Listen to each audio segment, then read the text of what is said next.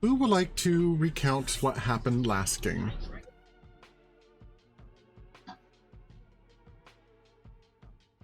I volunteer Carl.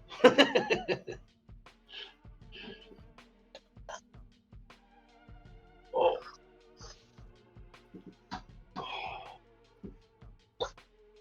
Sorry, my headset was up. Yeah. That's what I was waiting for, Cam. I wasn't gonna say it. Last game started with us sitting across the table from Princeps Kovics, and him basically wanting to know more or less why he wasn't killing us and why we were throwing him a party. And we ended up brokering. That was loud.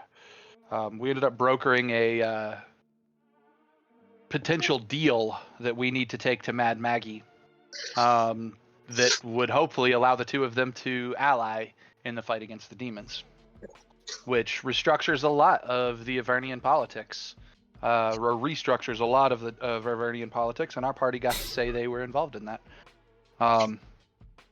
The next step on our journey after the party broke up and we camped and everything was to Bell's Forge. When we got to Bell's Forge, anything could have happened. I mean, Bell is the #2 leader in Hell.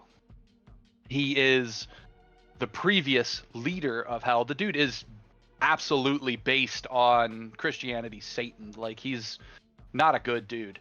Like, he's a full-fledged, actually what you expect from a devil, kind of devil. And so anything could have happened. The other thing that could have happened is there was another pit fiend, not unlike him, that wants him dead. The guy from the Pit of Shumath. The Pit of Shumath spawned a pit fiend. Yep. And I just got that. Irony. That's funny. So yeah, we got here expecting him to have attacked, and he hadn't yet. So we were like, that's a little different. But anyways, let's approach. When we approached, we found that our friend, Brother Silence, Aiden, of the Cult of the Dragon, was seeking an audience with Bell, and he informed us that to have an audience with Bell, we needed to bring a gift. And I basically pulled the, oh, don't worry about it, we've got that card, all the while sitting there scratching my head like, how the fuck am I going to do this? We'll figure it out. When we got inside, we successfully brokered a deal with Bell to let us use the forge.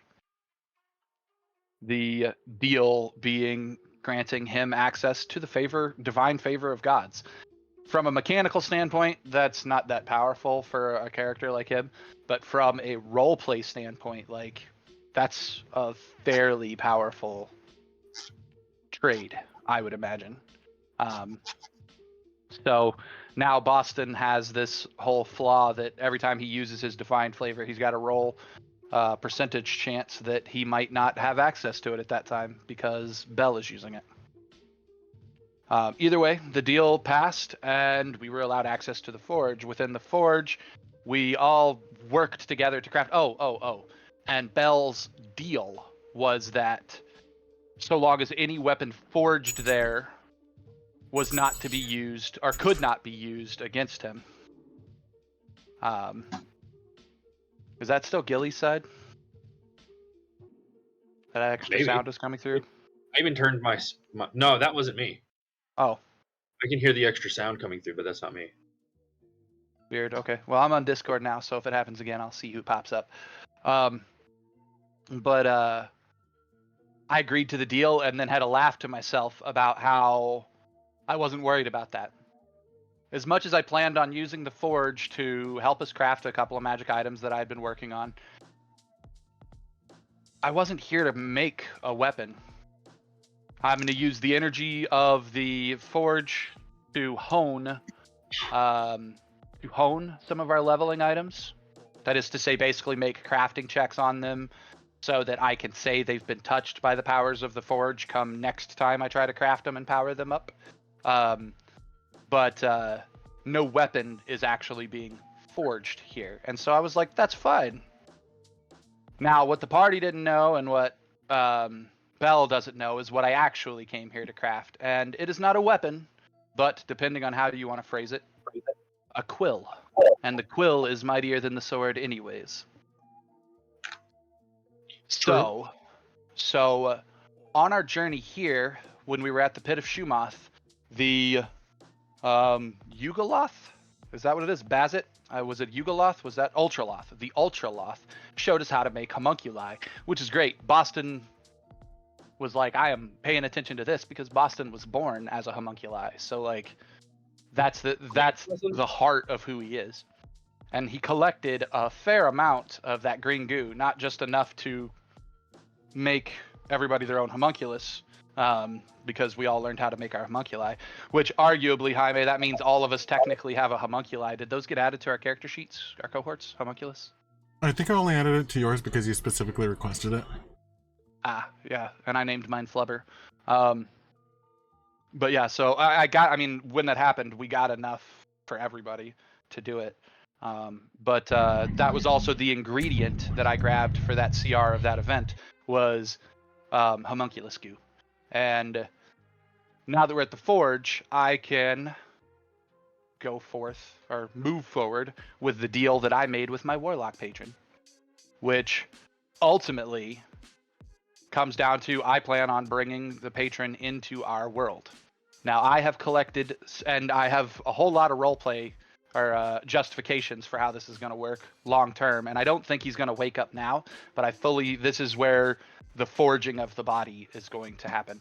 And that's the reason I call him Quill, is because well, for two reasons. One of my ingredients is a quill. Two, my patron is the dungeon master. He's the guy who writes the book. He's an author. He, is all those things. So the quill just sort of fits. And one of my ingredients is the sands. We're out of the recap now, so everybody knows if anybody wants to throw anything in. But I was moving on to what Boston's plan was while we were here, because we were here for a couple of days. So I would have had enough time to throw the thing together in the forge. So did anybody have anything they wanted to add before I go forward? I was there last session, yes? Yes. 99.9% of the times you start your recap, I'm like, oh yeah, I remember all this stuff. I don't remember any of this. Whoop. Yeah.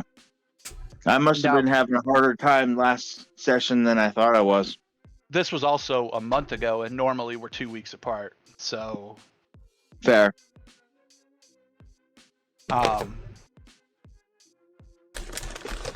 But I'm glad you got the recap. By the end of the session, I think we actually wrapped up because we heard you asleep on your end. You were dozing off. Yeah. Not good deal. So... Now that you say that, that's what happened. I remember that. So, yeah, you probably missed some stuff while you were dozing.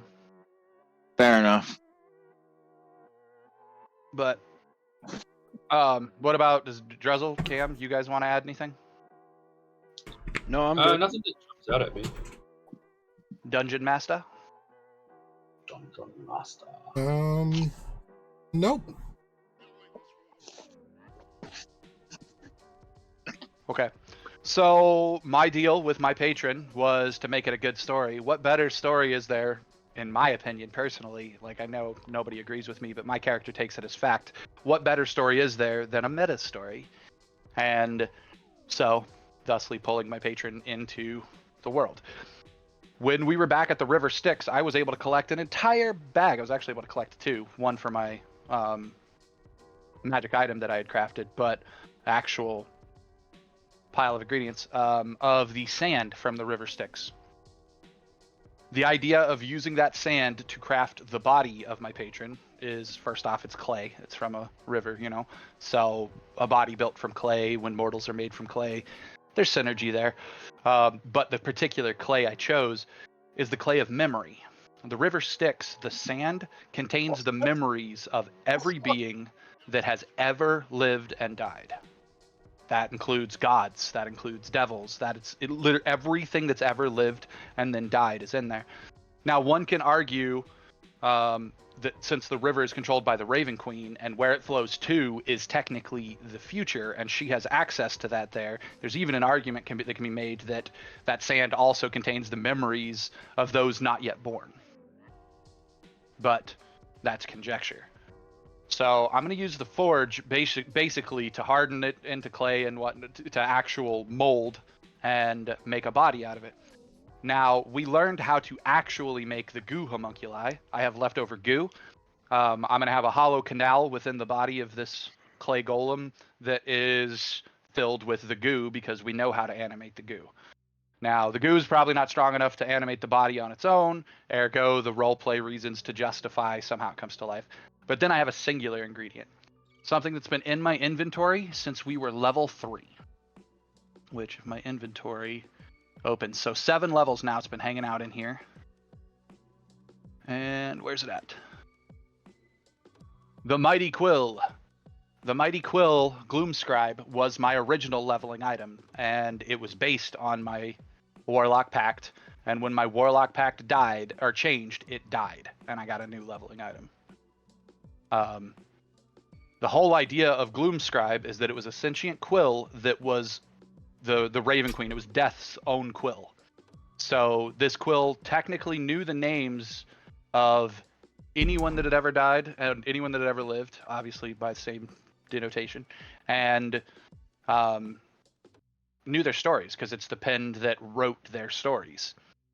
Which, what better central core ingredient to a homunculus based on the author that writes the stories and, you know, a quill, quote unquote, that can control people's lives than that. So that's another ingredient that's going into it.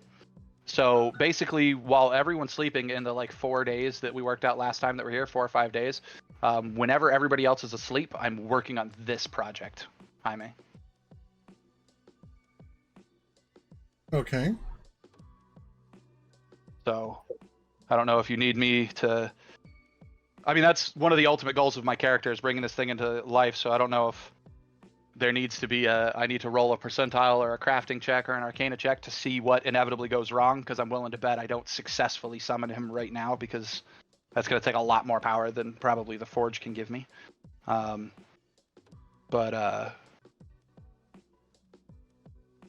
I figure there might be, you know, backlash or paradoxes or things that occur because I'm working with such heavy magic. So I don't know if you want to make me make a check for that, or if it's just an uneventful couple of evenings that I'm working on it. I wish that you had brought this up to me before. I'm kind of caught, like, unprepared for that. To be fair, I have been talking about for a while that making or bringing my patron into the world was the goal. It was actually one of the reasons why when the party that, like, going all the way back to Wes, the contract when I first changed that got everybody their warlock level, their original warlock level or whatever. That all happened because we all signed a contract that was a page from my book. And that page from the book, I then sent up in smoke, and my new patron got it.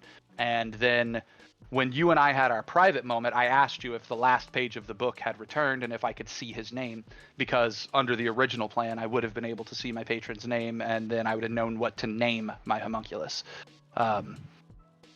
So, like, it's been seeded along the way that this is what I've been working on, but I haven't had an opportunity to try to forge it until now. I didn't know what I was going to do until we realized we were at the forge.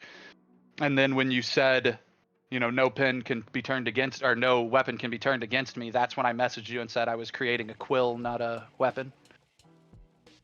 Right. So like I thought I had hinted it well enough along the path that this is what I was trying to do. No.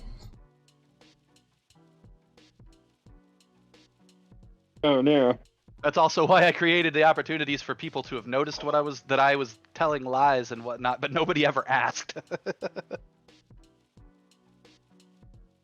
Well, all the more reason for the homunculus to not successfully come to life now.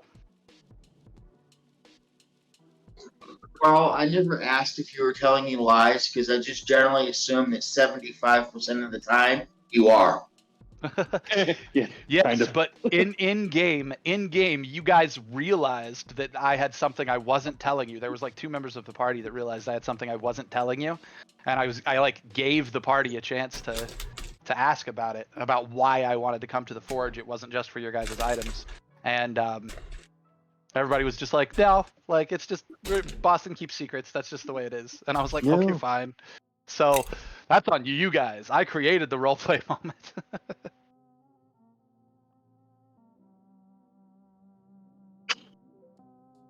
But now you know, for the continuation of the game, moving forward, that's one of my ultimate goals. That's a personal goal. My character has personal goals and career goals that ultimately boil down to his character flaw, which is secretly I believe everything would be better if I was just a tyrannical lord ruling over it. And that's my flaw. But Thunder, Clever Thunder, instilled in me that I'm not supposed to be like to be a tyrannical leader is evil innately, even if you try to be good. Trying to control everything is evil. And to me, I found like a loophole to that statement, and that is bards, specifically heralds of the bards. Heralds are immune. They have diplomatic immunity everywhere in the Forgotten Realms because there's one behind every leader, and they speak for the leaders, and so they do most of the communicating and the paperwork and the background deals and stuff to keep peace and the world flowing.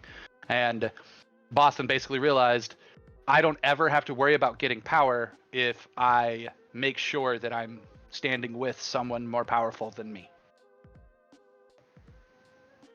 And so the idea of my story is I'm trying to create my patron to stand behind, or find someone else just as powerful to stand behind, is kind of my whole shtick.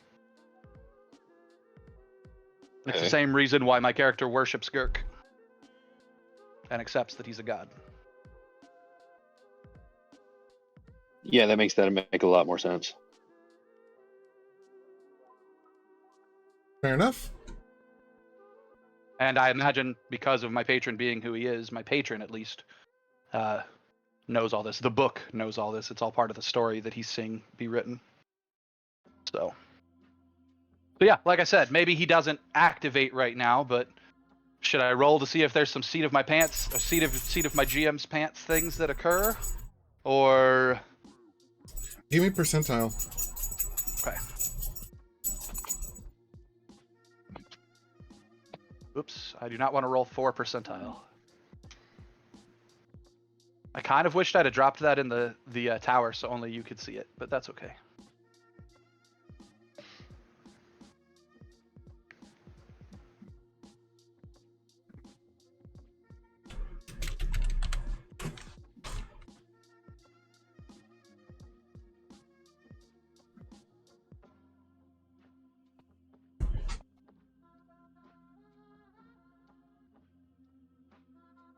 The music stopped and everyone is silent. My roll wasn't that bad, guys. Yeah. I mean, it was pretty bad, but I wasn't at the computer. I just was wondering if my phone was giving out. right? Even my headset, I was like, guys?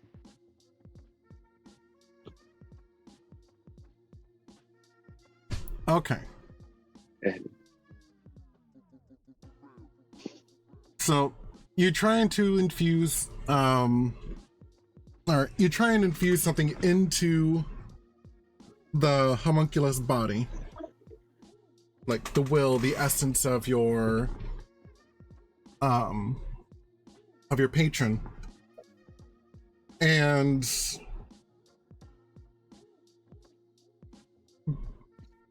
a concussive force radiates out from the body. Would you please roll me strength saving throw? Oh god. Why wouldn't I be forging with intelligence? Not that my intelligence is much higher. Oh, this is to resist the pushback from the concussive wave. All I have is a straight D20 roll, and I rolled a 13.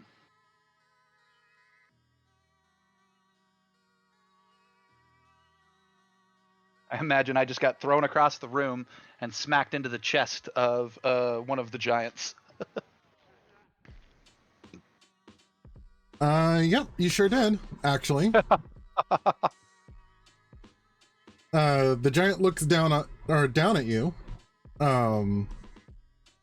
I look up at him as I'm like sliding off his chest and he's looking down at me, and I just go, meow, meow.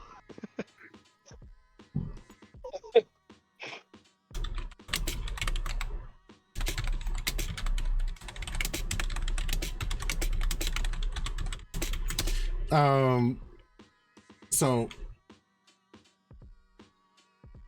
and then you realize that you feel a little funny. I feel a little funny. Yep. You notice out of the corner of your eye that your skin, for one, is a different color. Oh, great. It's blue. Oh, great. And it appears to have some weird texture to it. I run my hand across the texture. It feels like construction paper. Rep. I stand up and I will my power into my baubles and I activate my alter self so that I look normal, even though I'm not. So that at a glance, I'm mutated into my normal self as opposed to my paper self. Because right now I just do not want to explore more of what just happened to me. I feel like I just saw outside the world by seeing myself as paper. And that is even already for Boston. He's just like, nope, nope, nope. Not, I'm just, you can look into weird, but only look so far. I see the weird, I need a minute with it.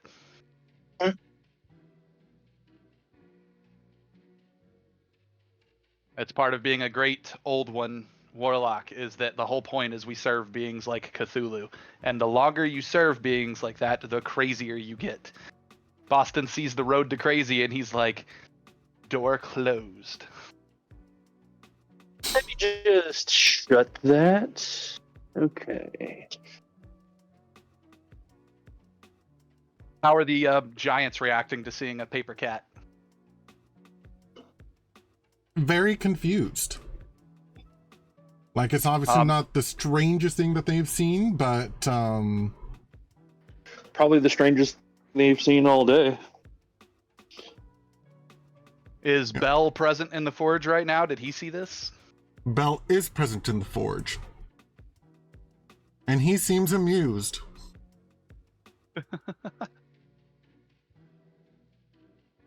By the way, you after you use alter self, you get yourself back to normal, but over time you'll notice that the construction paper feeling and the color will return. You've been cursed. Keep recasting alter self. You've been cursed for 24 hours. A remove curse will remove it. I'm not worried about being cursed. Technically, Boston's already cursed, and arguably, technically, the mechanics, you can only be cursed once anyways, but his magic item is cursed, his leveling item. That's why it's unbreakable. It can't be removed unless someone casts remove curse on it. But, because it's all part of that patron pact. Yeah, I'll just, for the next 24 hours, I'll just keep altering self. Whenever I notice it fail, I'll make sure I've got my cloak up over me, and if I see the like scales of paper start to appear and the color start to appear, so that I start to look like a blue origami cat, I will just willpower back into alter self. Okay.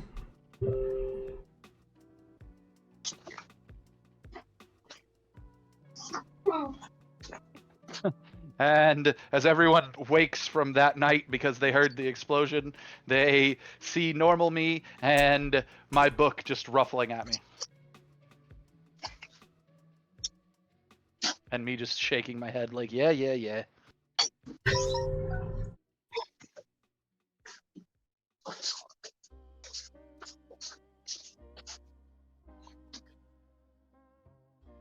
Sweet.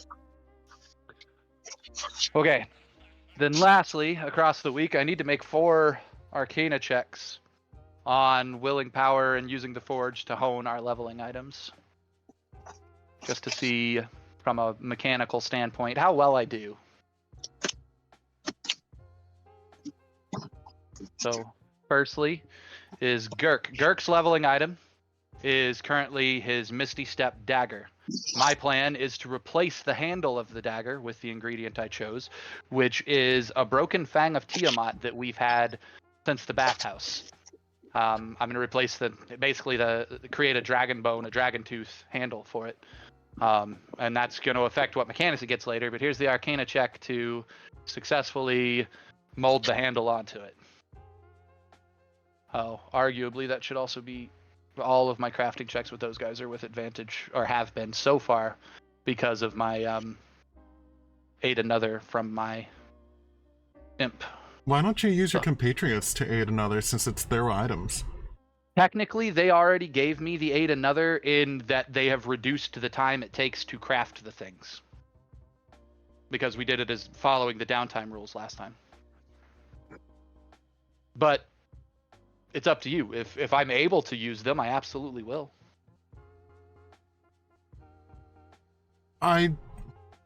Just as a personal note, I feel like it would be better if they had, like, personal investment and... Okay. Well, then, starting with Fick. That is if they're willing to. I'm not going to force their characters to do something that they wouldn't normally do. Fick, me and the imp want to work on your dagger and ask if you want to help us. Do you? Yes. Okay. The attaching of the handle is a 32. Wow. That is the first above 30 I've rolled on an Arcana craft check. Now that I know that I am successfully capable of that, how did I get a 32? I have a 20 plus 9. Oh, You rolled 3d20. let's roll this all over again. Nani?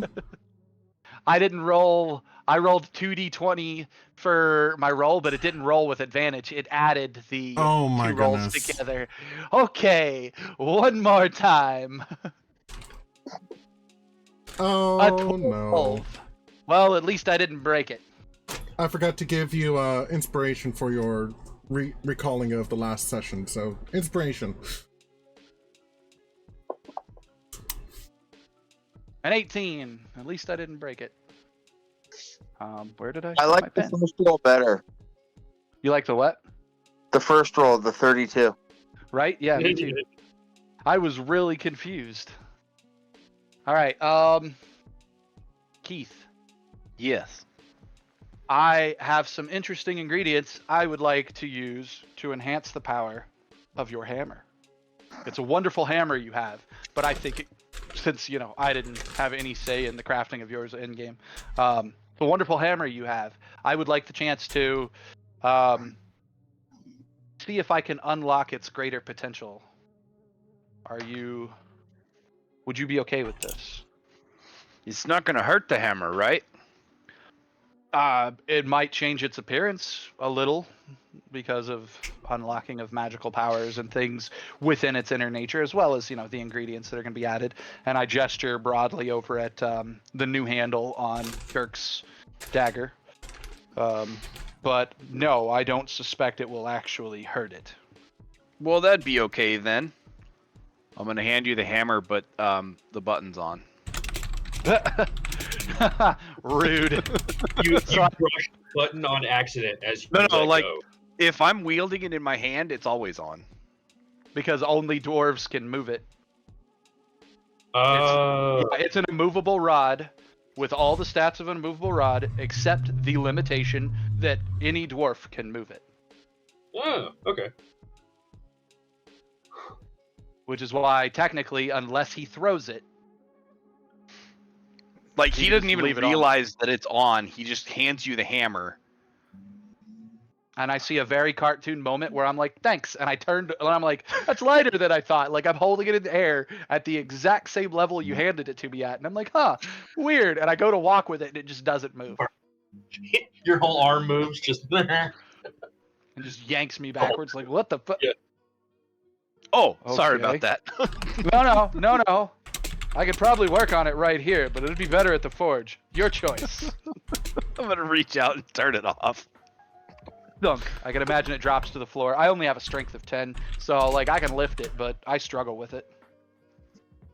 I need to look. I don't remember what ingredient I said I was putting in yours. Yes, I do. Because I asked everybody if they wanted an active power or a passive power in the suggestion.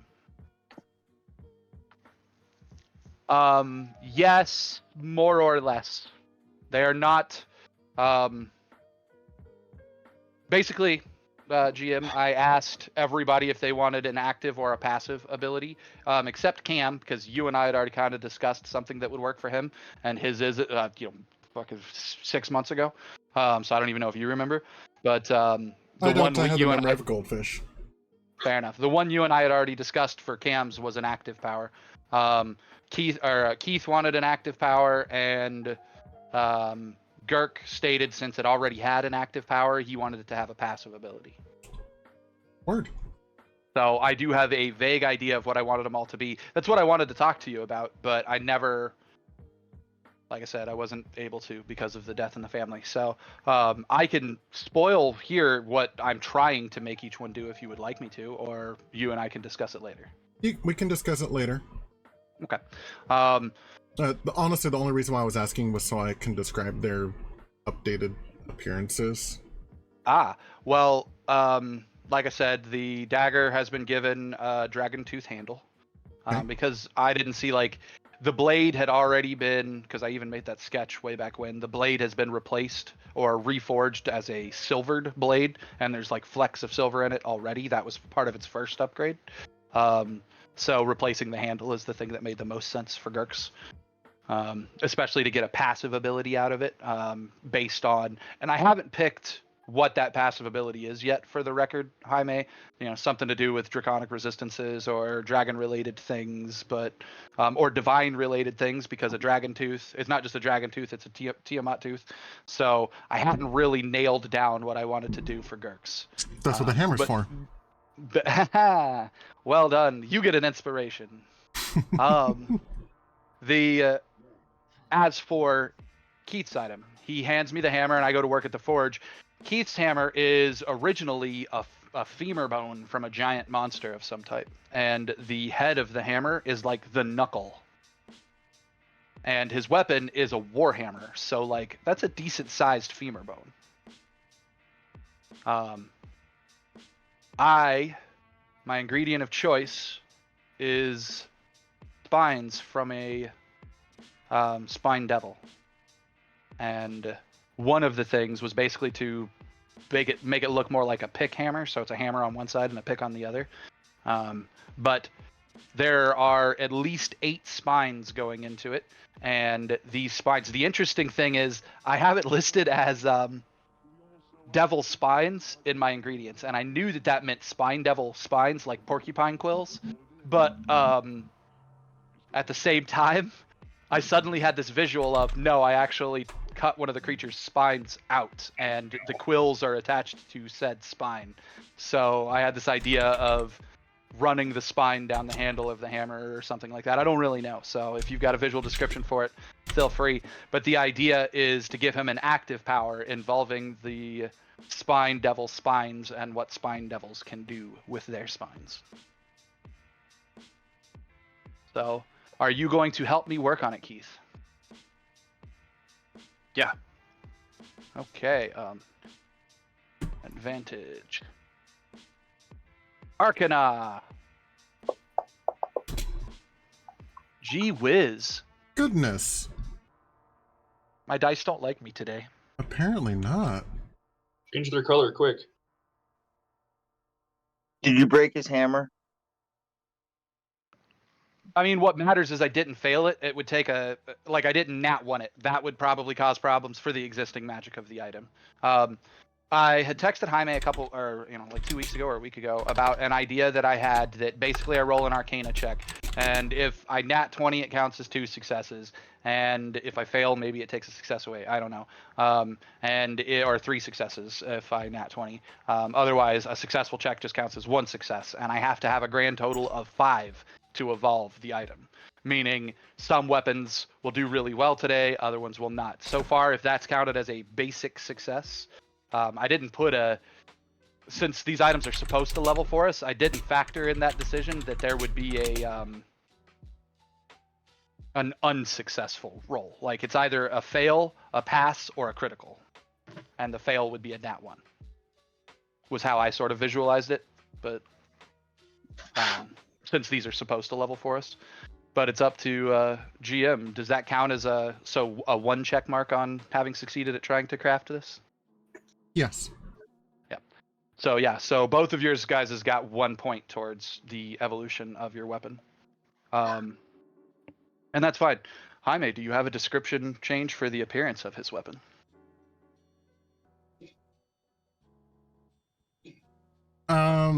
I've been trying to think about it. I'll get to it when you're done with all Everybody? of the things. Yeah. Okay.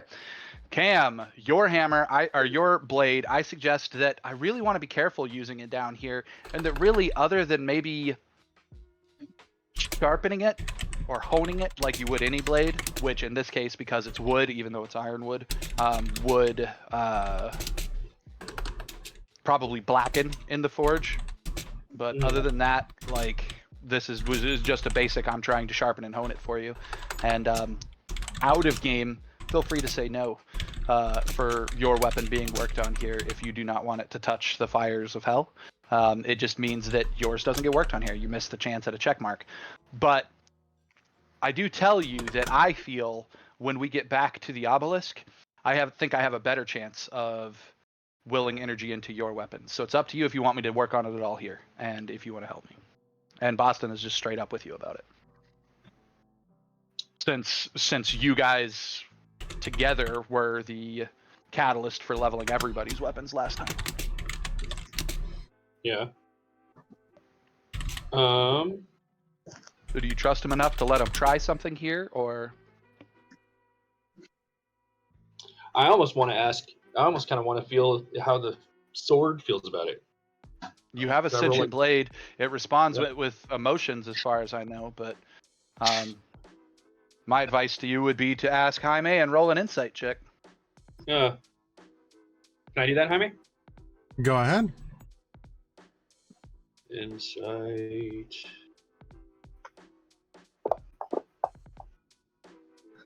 We're at Nice. 21.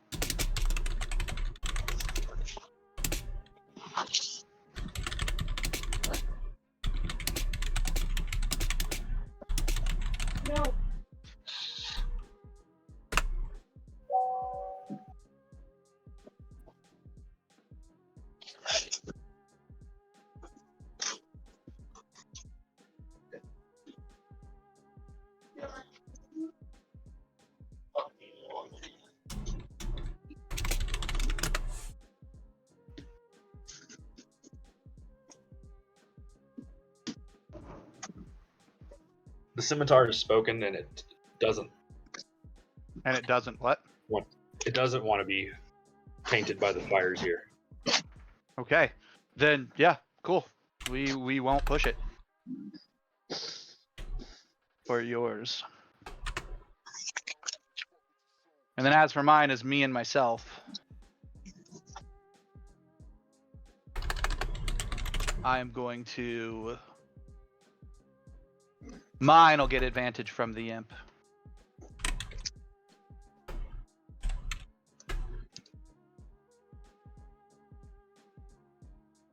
And... Damn it, stop it. It keeps not wanting to drop in the chat. And my ingredient of choice for mine was... I gotta find the thing I sent Jaime. Oh. The candle.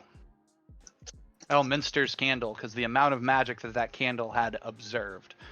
And the joy of my magic item is that basically every item I get becomes a part of my clothing.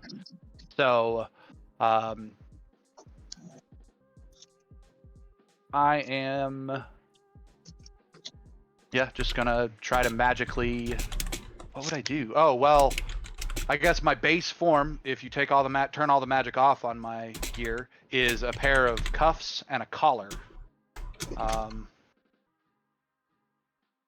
And I've got to take it off me to forge it, I just realized. So I'm gonna have to cast Remove Curse on myself anyways to take it off.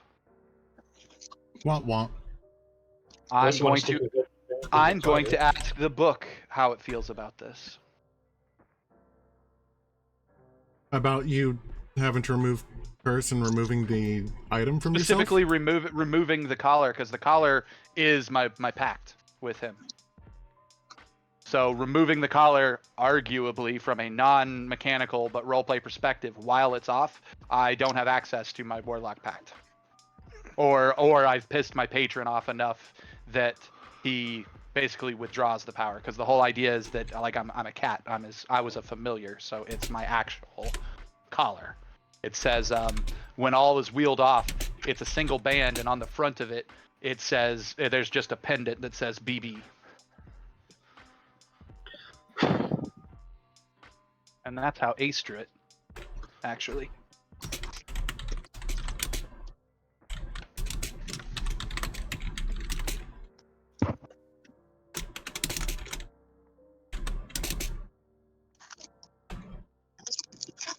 So, yeah, asking the book if he's okay with me working on the thing and then putting it back on.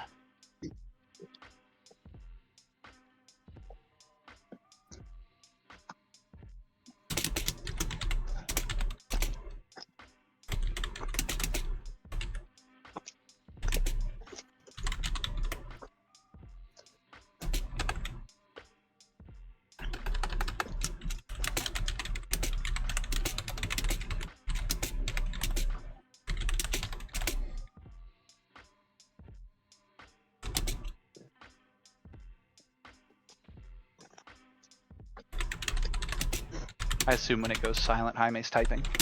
Yep. Okay.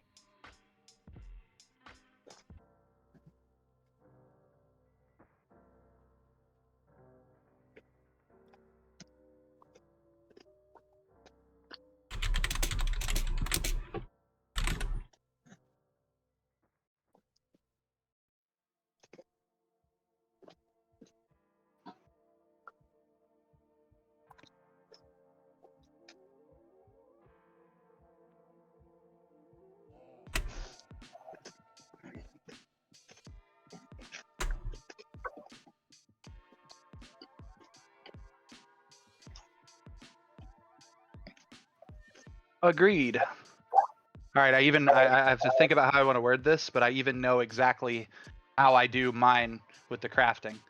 The candle, even though this whole room is lit by like lava flow because we're like in a volcano, the candle is used while I am working on the homunculus.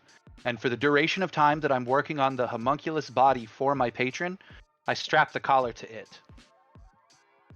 So that when it does that detonation that threw me across the room, it would have been struck by that magic as well. And the candle was right there. The candle was destroyed in the process of all of it. I'm sure it was flung across the room or into a lava pit. It's made out of wax. It wasn't going to stay solid in this lava very long anyways.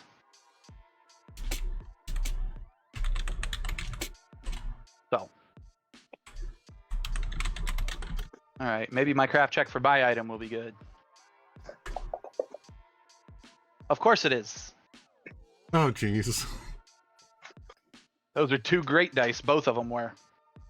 Dropped to 17. Like, come on. For an 18. So, sweet. Then, yeah, our goal was to complete the crafting in the 4 days here. There was going to be a lot of recasting of things that gave us resistance to the elements and stuff like that so that we could even survive in here while we're here. But then when all was said and done, we were going to try and leave and head about our way. Bale has been made aware that the pit fiend from Shumash, maybe that's just his name, the pit Shumrath, is on his way, and basically, like, we informed him of that. So basically, I want to get out of here as quick as possible so that we're not here when the pit fiend attacks. Or if we are here when the pit fiend attacks, we can still run and let them deal with it on their own.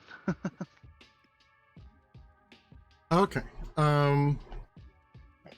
So a couple of things are, for one, how did you use the candle again? I was in the middle of typing while you were describing that. The candle was basically this is all lit by lava in here, but there's no like actual light sources other than the lava rolling around. So I used the candle to like read by and whatnot as I was crafting the homunculus for my patron. And so it was just by happenstance part of what I was doing. And when the detonation went off, and I was in the middle of willing all this energy and power that I was tapping into, ergo fitting with the Arcana check, it was annihilated in the process of that detonation going off. And that wax, maybe the wax got on the collar while it was on the table or whatever. But the creation of me using the candle itself as the ingredient, as opposed to me just trying to will energy into it, was happenstance instead of intentional. I see. Okay. Well, that's fair. Well, when the explosion happens and the candle basically disintegrates or explodes,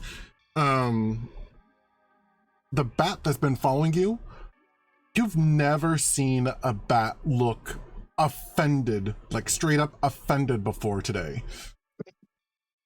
I forgot that you texted me that was gonna happen. I forgot all about the bat. I just I know he's probably not obviously saying anything. I still just look at him, put a finger over my mouth, and I go, shush. I don't need it. Like, the bat, so far as you can tell, doesn't actually know how to speak. Yeah, just making faces that are angry faces. Yeah, I still tell him to shush his face, basically. Don't look at me in that tone of voice. It smells a funny color. And while you were down here, other things have been occurring around you.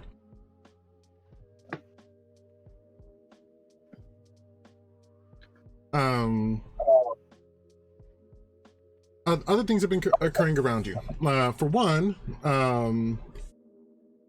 the cultist had finally caught up and brought his statue down to Baal as his tribute. Along with the demon, or along with the devil dragon people. Mm-hmm. And he asked for a private audience with Baal. Yeah, I vaguely remember that was happening. I didn't push. That actually was something you had mentioned last session. Oh, I don't remember mentioning it last session. You mentioned that he was going to that he was trying to have an audience with him while we were getting started, but you didn't say what came of it.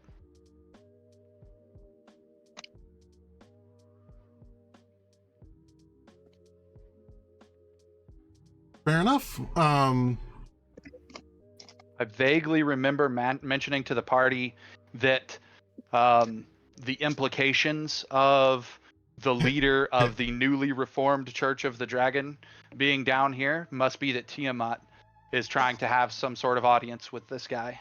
And if Tiamat is trying to have some sort of audience with this guy, history has shown us that Tiamat also wants to rule Avernus. Not necessarily our Tiamat, but the normal Tiamat who's currently asleep in a volcano here somewhere. Oh god, this better not be the volcano she's asleep in. Wherever she's at, she wants Avernus as a domain of her own. Anyways, the two things that she wants in the lore is that she wants to control Avernus and that she wants to be able to control the flow of the river Styx like the Raven Queen does, so that she can control where souls go. And new Tiamat, we have no idea what her motivations are, other than that my character trusts her implicitly. Like, even if she defined herself as an evil god, he would basically just laugh and be like, no, you're not. Because he views her as she's a god of creation. You know, she's a mother. She births things. So from his perspective, she is a good guy. Moreover, now that I'm thinking about it, I might have said that last time. I continue that, description now to the guys. Tiamat is, even original Tiamat, is a goddess of chaos. Avernus is a place of law. So, of course, she's not allowed to rule it because she would bring chaos to this lawful realm. We don't know what alignment the Obsidian Dragon is, the new Tiamat. She might be a lawful goddess. We just know she still technically is, we have been informed once that she's still technically considered evil, but that she's currently here with another party trying to save Elturel. I believe that she has actually monologued some of her intentions to the group previously. And they would have shared that with you. I believe it was discussed. I'm trying to remember what, other than saving Elturel, I think that's all that she monologued that when we were in the, after we saved Ravengard. Right. Well, but if we're going all the way back to the island, I don't remember what she had said her intentions were. It wasn't on the island. It was back in Elturel when she had her little camaraderie and the reason why she was in hell in the first place. I'm trying to remember. Boston wasn't there for that, anyways. So. Right. Well, she stated that she wanted to, or she didn't want to have to share the power with the chromatic dragon, or with the five-headed dragon Tiamat. Mm-hmm.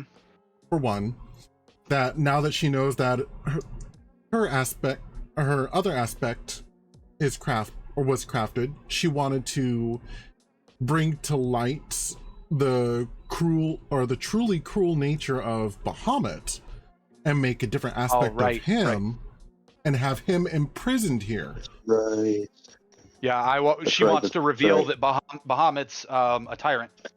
Yes, a tyrant, a despot.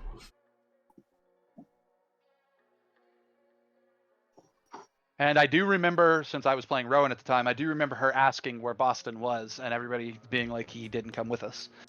So, he's not currently here. So, now Aiden will get to go back and tell her that he ran into Boston in the process. Yep.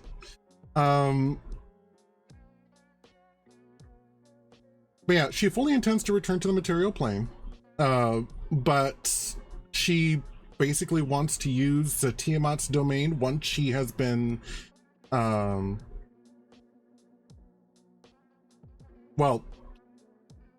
she is no longer a problem. She wants to use her former prison as Bahamut's prison. Yeah.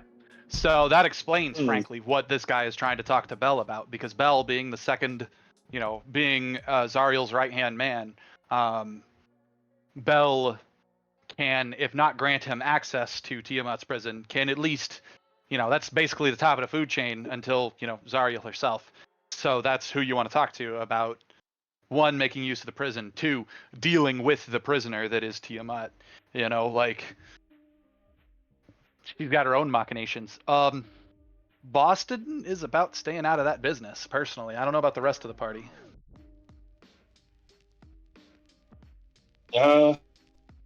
Yeah.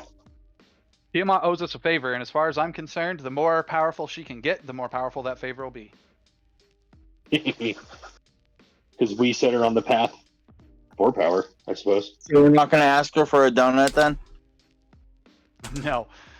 No, I actually, Boston has stated sprinkles. that Boston has stated that she is currently she is plan A, that Fick is plan B, and that he is working out an idea currently for plan C on how to save Elturel. I'm sorry, Okay. shift it one. Tiamat is plan B, Fick is plan C, and he is working on a plan D. Plan A is convincing Zariel to release them.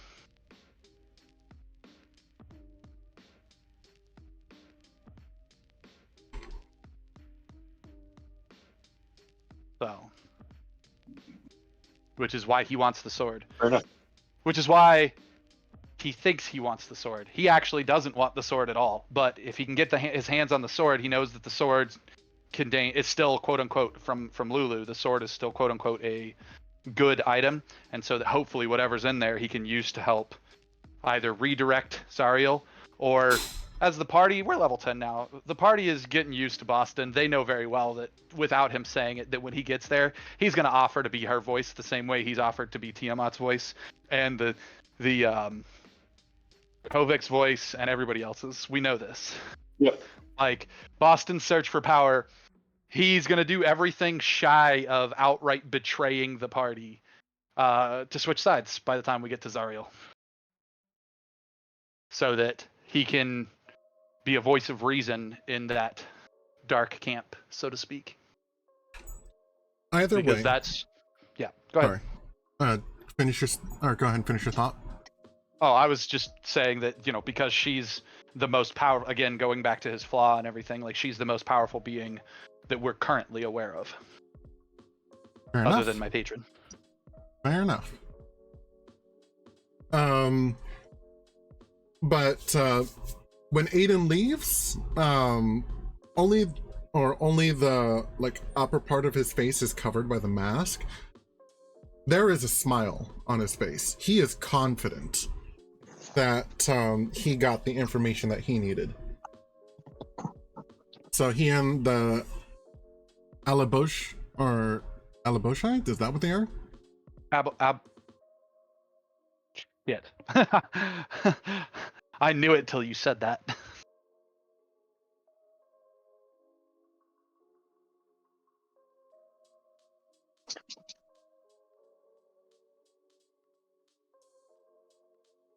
And I can't visualize the word in my head right now. Aboriginal?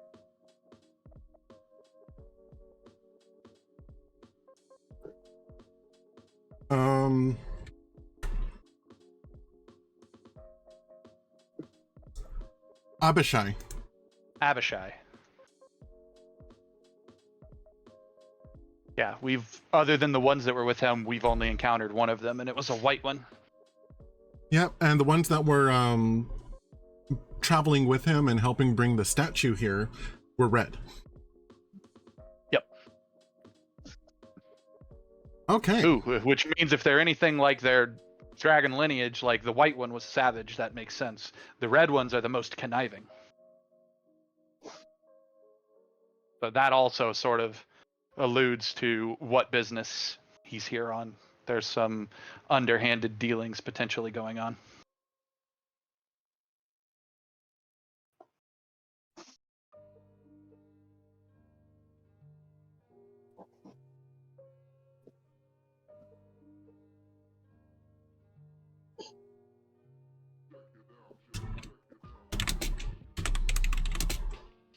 But yeah, are we able to leave without incident?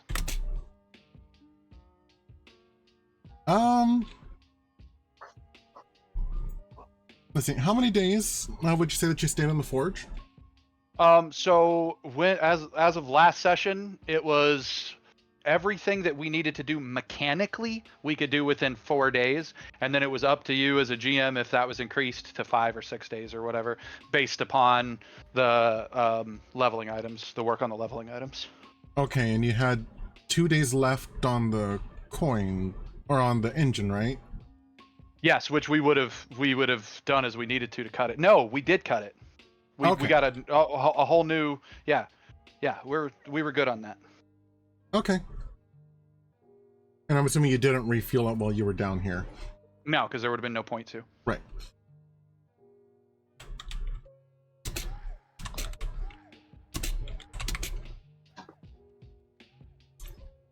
And Girk should still currently have 9 soul coins. Counting the one that we're going to use to refuel it. No, 9 soul coins because we gave 1 to Bell. Why am I thinking I had 11 of something? Let me check. You had 11. One was used to fuel the vehicle, and 1 was given to Bell. So that's why we have 9. Are you okay? No. Yeah, I will be, though. Okay.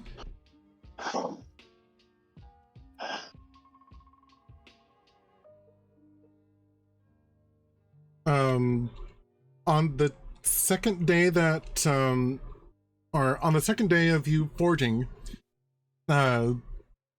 you actually hear a ruckus from upstairs. One of the devils that was on lookout came down and, hurriedly said, and hurriedly shouted, "We're under attack!" Bell stands up out of his chair for the first time since you've seen him and says, "From whom?" "It looks like Shumarov!"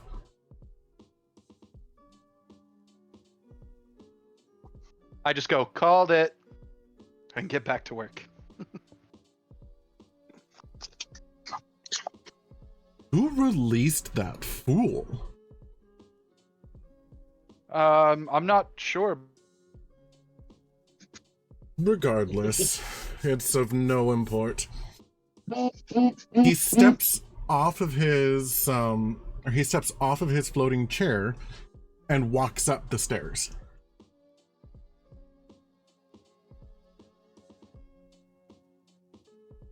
The sounds of battle and combat resonate down the spiral stairs.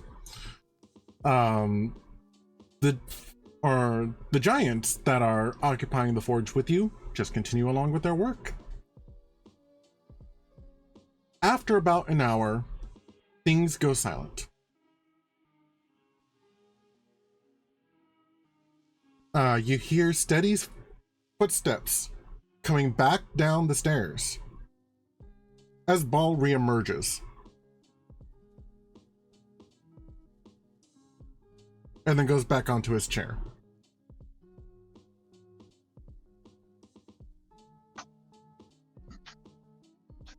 And he goes back to looking bored.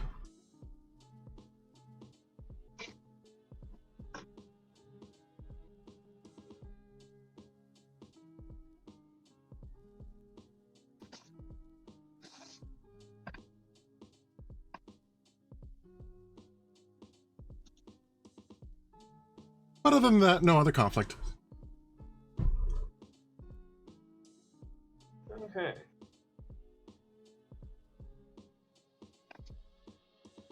Carl, it was bottles of wine that I have 11 of. Oh. Oh.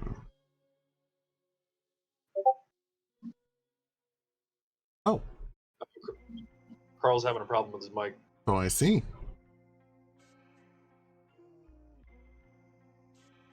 Well, or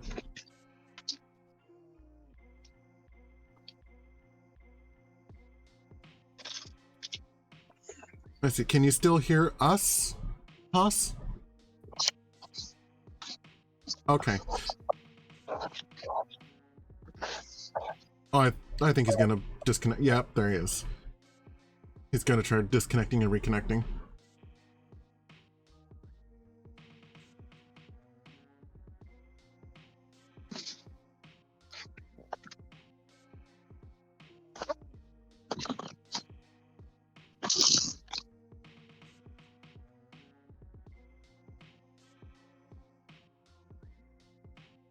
Boop, boop.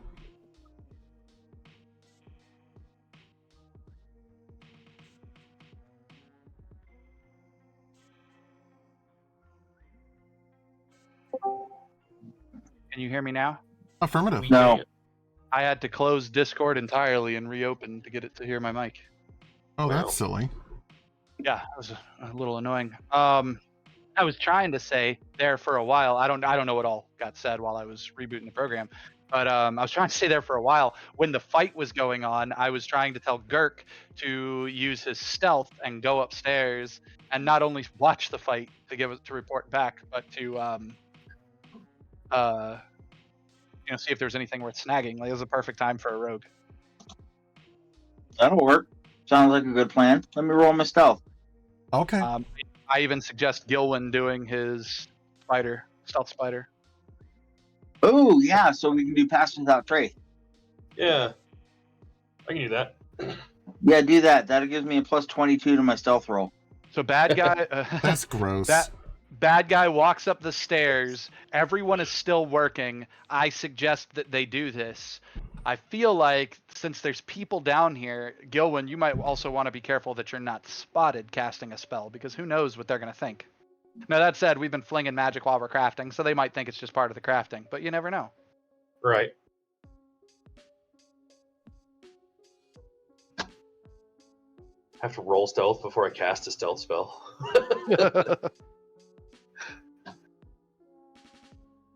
Yeah, we didn't catch any of that.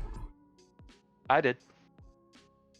He said he has to roll stealth before he casts a stealth spell. I got that. I mean that when you were saying that you were trying to say that, we caught none of that from before. Yeah, my mic was acting shitty, and I was like, could you guys not hear me? And about that time, Girk goes, Carl, the thing I have 11 of is the wine bottles. And I said, I'm guessing that's a no.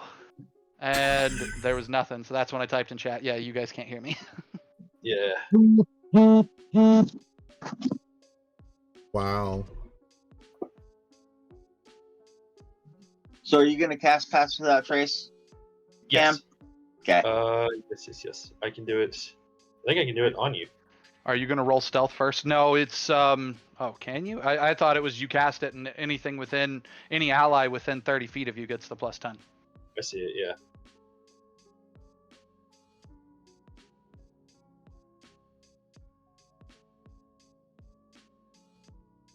And then I was also saying, for anyone that are here that have watched Lord of the Rings, which I'm pretty sure is all of us at one point or another, a pit fiend is the Balrog that Gandalf fights. Yes. So you guys also didn't hear me say, if one of the pit fiends comes down here and is white, I'm going to be upset. So I should have that plus 10 to my roll now, right? Mm-hmm. Yeah. Oh, wait, before you roll that, we still need Gilwyn to roll a stealth check on successfully casting that spell. Okay. Stealthily. It doesn't include the plus 10. That didn't include the plus 10. Do the giants see him casting his spell? Nope, and if they do, they pay no heed. Okay, now you have a plus 10, Girk.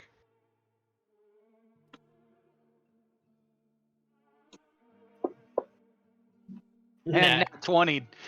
That's a So, 42. Holy cow.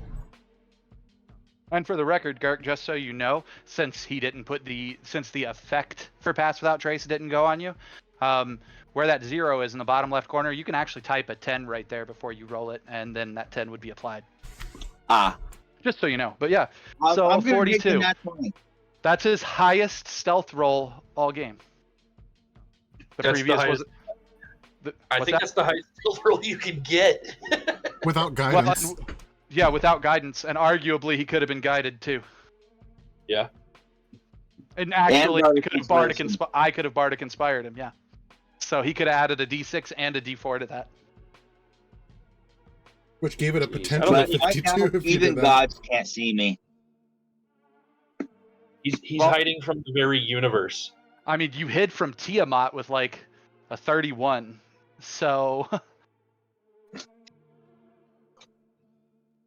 Yeah, you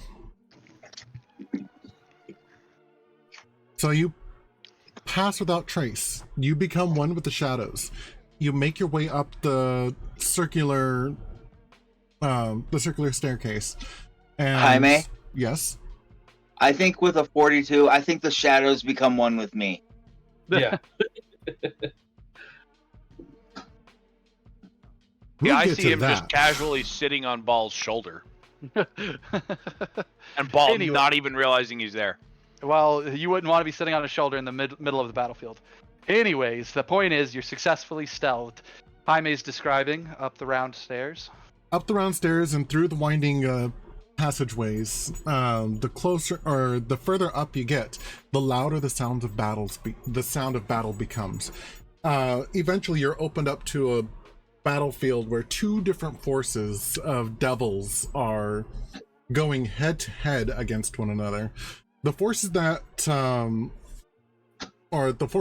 Ball seems to be controlling are very well organized. They are like ready for combat, ready for battle. They're taking orders without hesitation and doing what they need to do to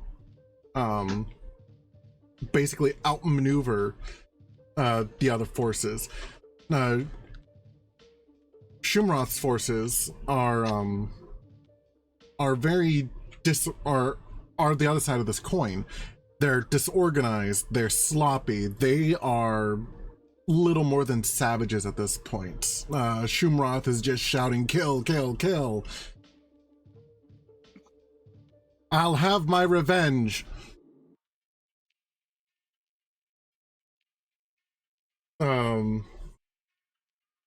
And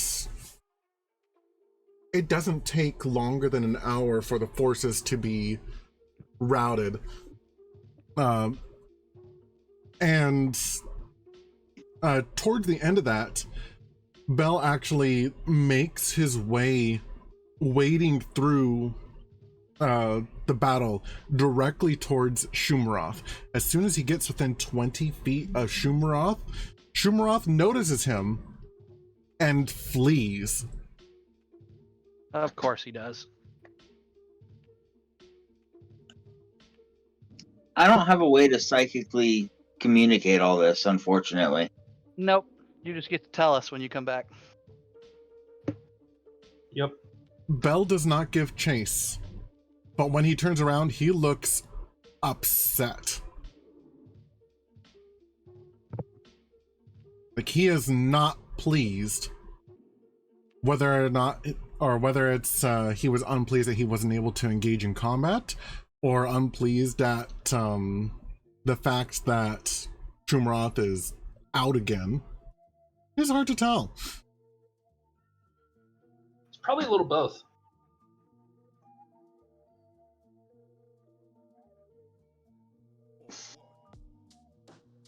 But for a moment there, it looked like he might have had a glint of entertainment in his eyes. And it was just taken away from him. That's great. He's bored a lot. So the battle potentially entertained him, and me getting it thrown across the room amused him. So that's good. At least we keep it interesting. Neat. If perpetually bored is enjoying the story, then I am currently fulfilling my patron's idea that the story needs to be entertaining. I'm half tempted to pickpocket him while I'm so stealth. Does he have pockets? Isn't he just like a big old naked devil? He's wearing armor. Okay. Actually, let me see if I can find a picture. I'm positive that there is one. I'd be careful about that, Yerk. I ain't gonna multi-game or metagame on the other thing I was gonna suggest. I'll wait for you to get back down here before I suggest it to you. But on this one, if we were sitting at a table in person, I would say be real careful, because the moment you try to pickpocket him, if you fail that pickpocket, that 42 stealth becomes completely useless.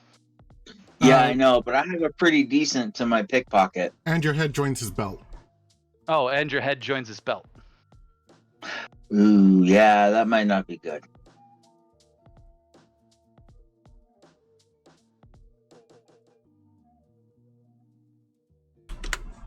But I'm curious as to what equipment Bell has on himself.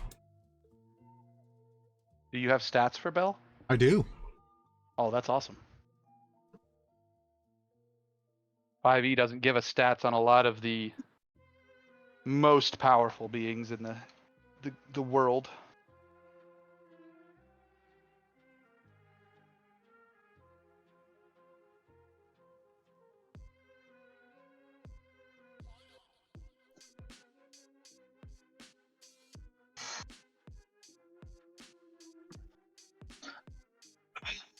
Really tempted to.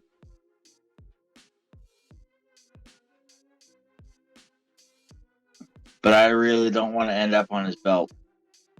It wouldn't be just you that ended up on his belt. He'd probably come after the entire rest of us because of it.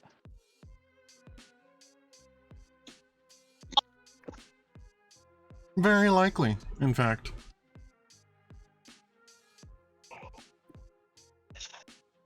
Too bad they don't have something like Pass Without Trace for sleight of hand.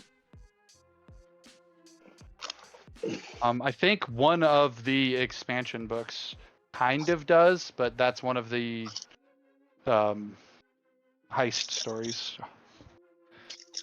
Did somebody say my name a second ago? I thought I No. heard my name. Strong probability. But Oh, okay. I kind of mumbled it when I said it. Ah, Okay. so do you let him go back downstairs?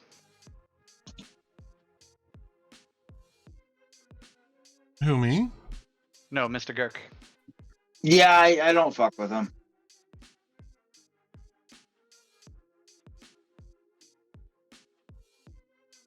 Okay. Is there anyone else up here that he can steal shit from the battlefield? Does anything look worth stealing? Because that was the other thing. Like when I said go up there, it's a very rogue. Like if you want to pick among the dead. Well, there's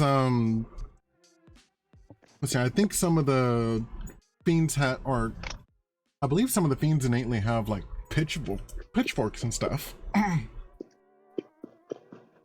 But nothing that stands out to him and Gilwin. Don't forget Gilwin has the passive perception over 20. Right. Here, I'll roll a perception. Just for fun. See how well I'm paying attention. 19. Not very well at all. Concentrating on a spell. You rolled my passive. I love that the Gilwin's not rolling well is still better than the average person. That's funny. What do your elf eyes see, my friend?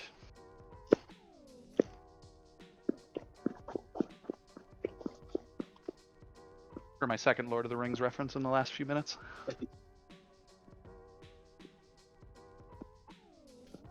It's probably just basic stuff, but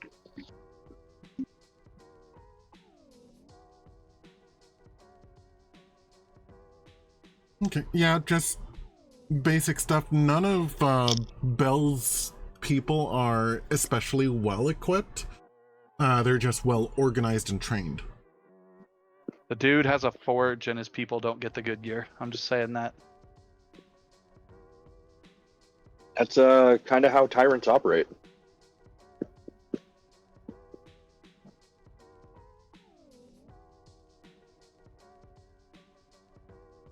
Okay. Well, did you guys come back downstairs and tell us what happened? Yes. Oh yeah. This is when I would say my thing I wanted to say earlier, but didn't. Jaime was like, Whether that's he looks upset, whether that's because the guy got away or because he didn't fight, it's hard to tell.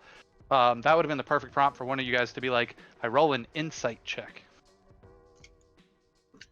Because then you potentially roll well enough to know which thing upset him. My So we insight. We kind of passed it now. So Boston says, Clever Thunder told me, when you find yourself on a battlefield, whether it's yours or someone else, always keep your eyes and ears open.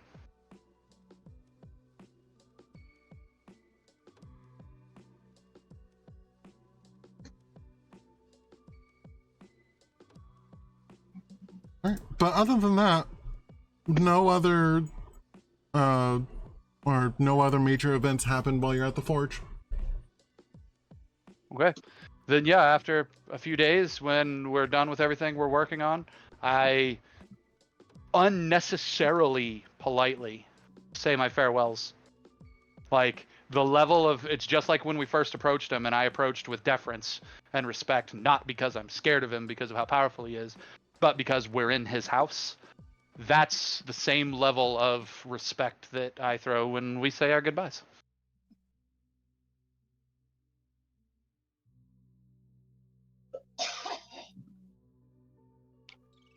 You know I'm going to be kicking myself for months on end that I didn't try and pickpocket Bell. See, and really what you should have done is your reverse pickpocket and slipped him another soul coin. I didn't even think about that. Then I could have at least seen what he had on him. When we leave, is the battlefield still sort of just scattered everywhere as we're leaving?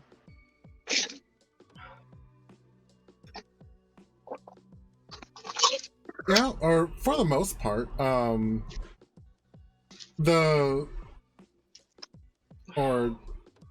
Bell's army that's not on active guard right now is actively working on cutting the heads off of the dead devils and putting them on pikes.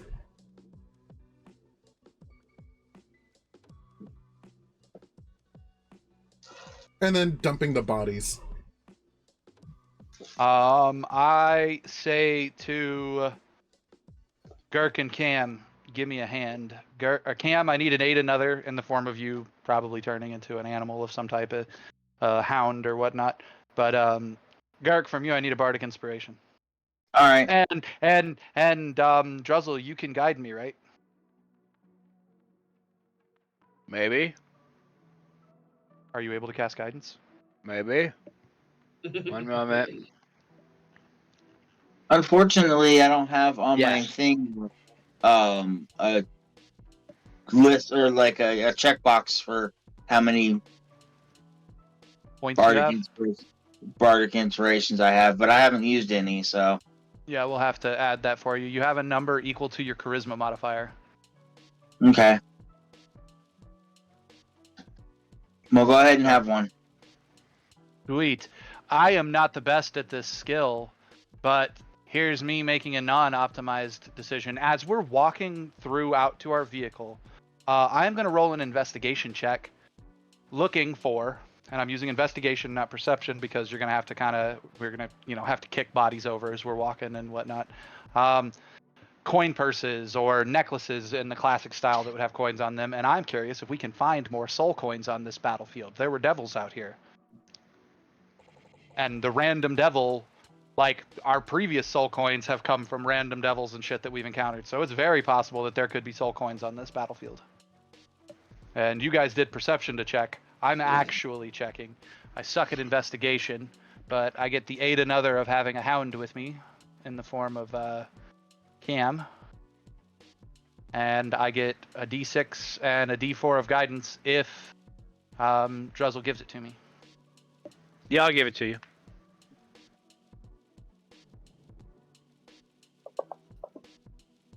Nat 20. Nice. Do we find any soul coins? You do. Cool. I'm glad that You crossed my actually get mind. a D8, not a D6 from me. Oh, nice. Oh, yeah, because you're higher level. Roll a d12 for me. I've Roll rolled one in secret. Good. I rolled shitty. Well, what I was going to say is that I rolled one in secret, and you're getting the higher of the two. You get 7 soul coins. Nice. So we are now up to 16 soul coins. Wow. We say wow like that's a lot, but I am so willing to bet that once we find that traveling market, 16 is not going to go very far. Agreed. Hey, Yeah. Mr. Carl. Yes, sir. You've been out. She went to. You do me a favor and roll any skill check. I mean, I don't know. Hold on, I'll be right back. I think that we just received a package. Okay. And that was you throwing guidance on there for me? So, is a +5 your normal to acrobatics? Yes. Then yes. For the record, and that was applied what as an effect? Yes. Yeah, for the record, the only reason I'm personally against doing that is you get to choose whether or not you use the guidance or not as the player. Fair enough. So the guidance should be applied after the fact. That's Yeah, why I had you to didn't roll that D8 from Girk or your D4. For however long guidance lasts, I will still have your D4, and I think I have Girk's until a short rest. Let me read it. I have to look. I have the same abilities, Girk, so I can look on mine.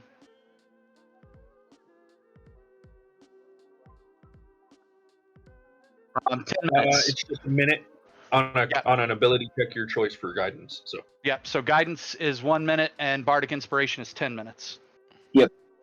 I mean, I can make it not expire when you roll. But then you have to manually remove it. For me, it's just easier to roll it after the fact. Okay.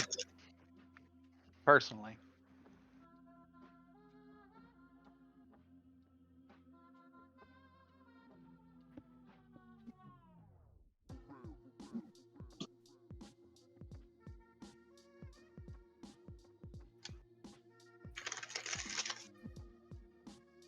Either Jaime's dealing with a dog or we're having a really deep insight into his relationship issues.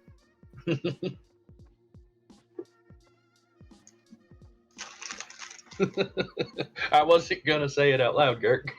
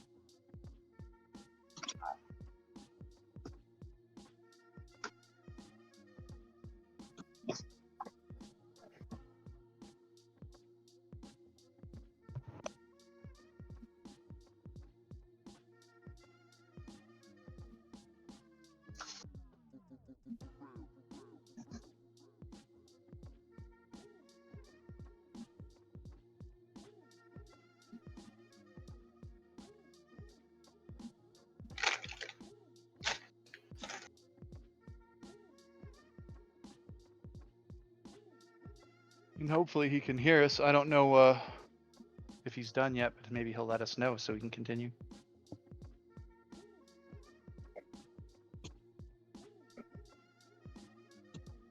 Sorry about that, I'm back.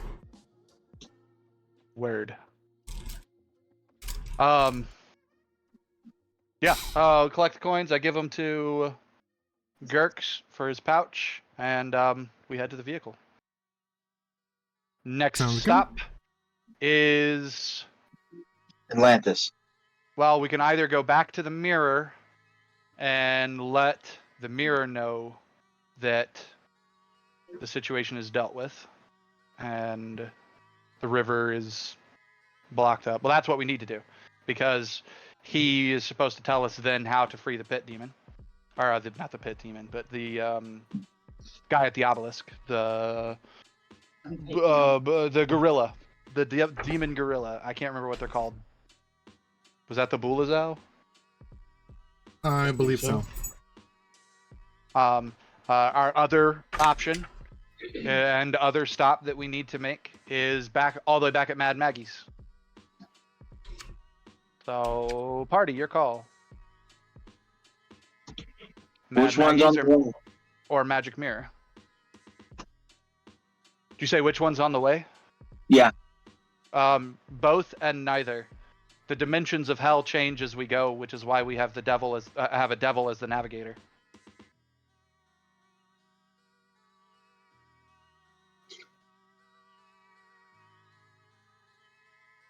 So it's like the Never Never. Does Krickendolt have a suggestion for which to hit first? No, he's very much a go with the flow kind of devil.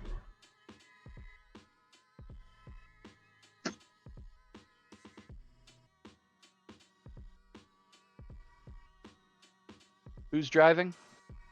He's navigating, but who's driving? I'll drive.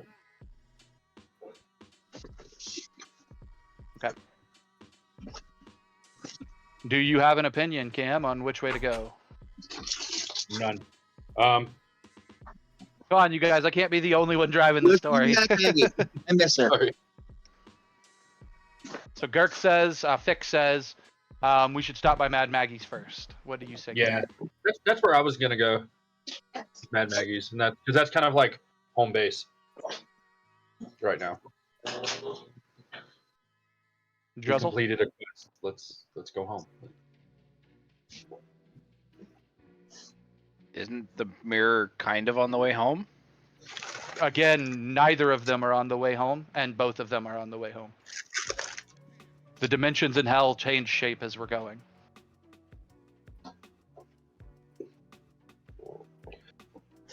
Druzzl doesn't currently care. He's gonna try to screw it up one way or another. That's why No, I he asked just- who was driving. He Because just had fun helping forge his hammer. He's like yeah, admiring I'm it and still playing looking with for it and Jaime just to doesn't give care. the description of your hammer. Right, my descriptions. Okay, so, Girk.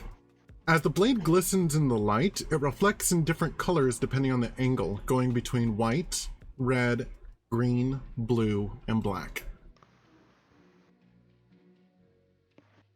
Is that the color of Tiamat? That's the 5 heads of the dragon, yeah.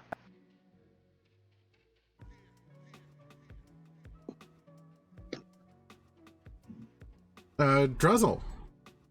The spines affixed to your hammer seem to radiate with a ghostly gray flame. Nice. And then You know what happened to me. yeah, the collar has Felix, your collar now has a clear waxy coating on it. Illusory runes seem to float and shimmer along the surface, floating in and out of sight. Ooh. I like that. Boston's baubles are becoming more and more magical.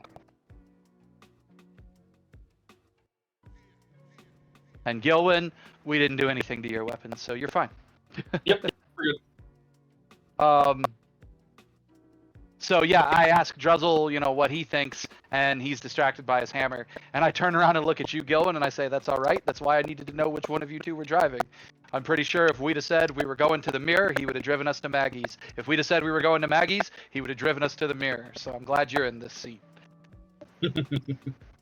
And I suggest to the devil, can you get us back to Fort Knucklebone? Can do. Wait a minute, that Mad Maggie? The very same. More than one? I was hoping you were talking about a different one. She's batshit crazy. Yeah, that's definitely the one we want. Oh no. I look at him and say, better the devil you know. Don't speak his name!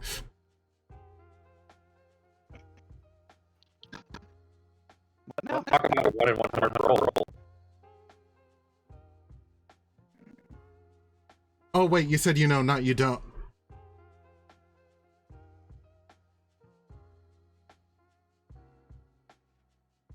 Yeah. But, I know that Boston doesn't remember, but do you remember? No. The or I believe it was in Narzagon. That was in El Terrell. That first harried you on the bridge. He was the demon, or he was the devil you know. Oh, yes. I remember now. That was the joke. I get it.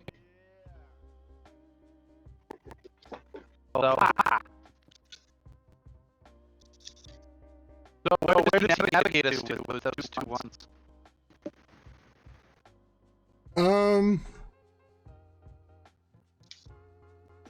He ultimately actually seems very confused while navigating you. He tries to overcorrect, and eventually you see or after a whole bunch of nothing.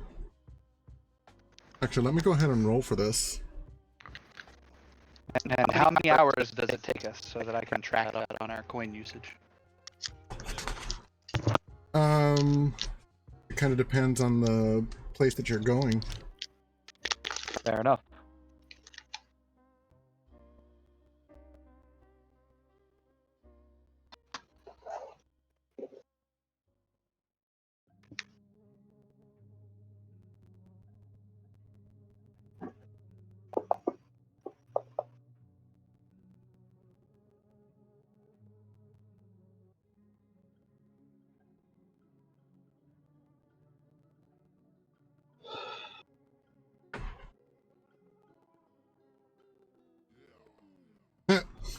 Okay. After 3 hours of driving seemingly nowhere, with Krickendolt looking at your map, or looking at the map and looking very confused, which he apologizes, but sometimes this happens even to the most familiar with the, or even to like natives of the plane. He's looking at the map inside out, isn't he? Probably. But he officially announces, I'm sorry, but we're lost. We might be able to get our bearings if we go over to those brightly colored tents. Brightly colored tents. And he points off to the, or off starboard of the vehicle. And you can see a collection of brightly colored tents in the distance. Okay. It's somebody with a good perception that can see better than us should roll an insight on the tents and see, are they set up like war tents? Are they set up like camping tents? Are they set up like a small little village that has just sort of popped up? Like, give us that insight check to see if that's an aggressive battle site. And yes, Gilwin, that's probably you. I got a 13 for insight. Wasn't a very good roll.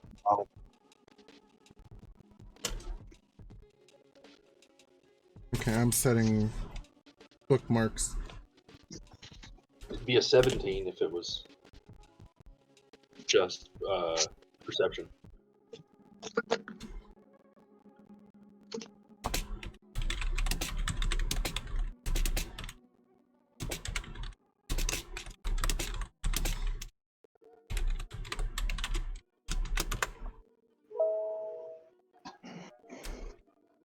Bling. It kind of looks like a marketplace.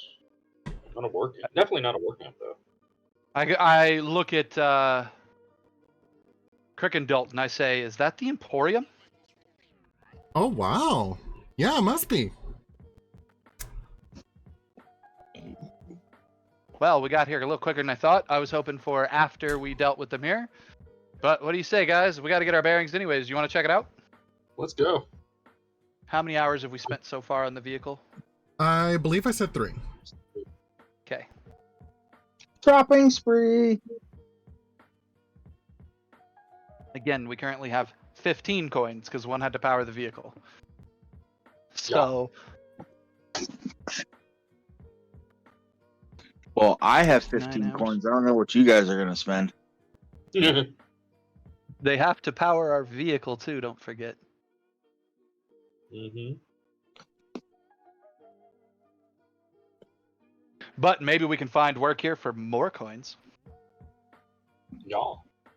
We are a roving band of entertainers. It's true. But if the party's in agreement, so yeah, we head towards the Emporium.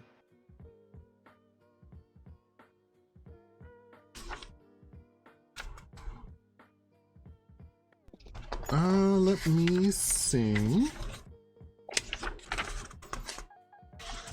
I could have sworn that there were pictures in here of it.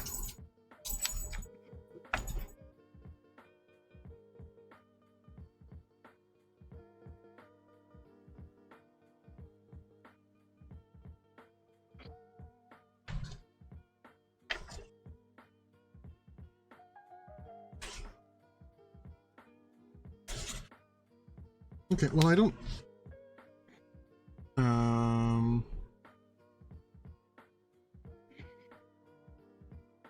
let's see.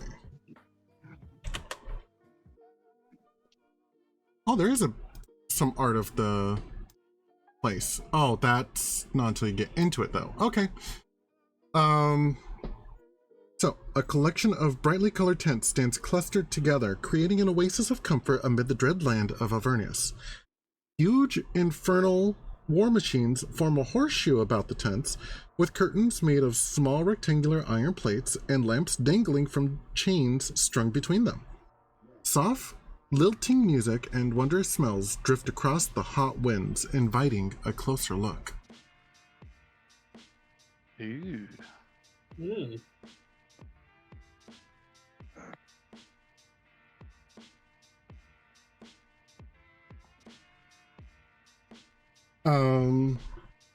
Let's see. As you approach the entrance of it, since I said that it was in a horseshoe shape, there are signs posted in every single language.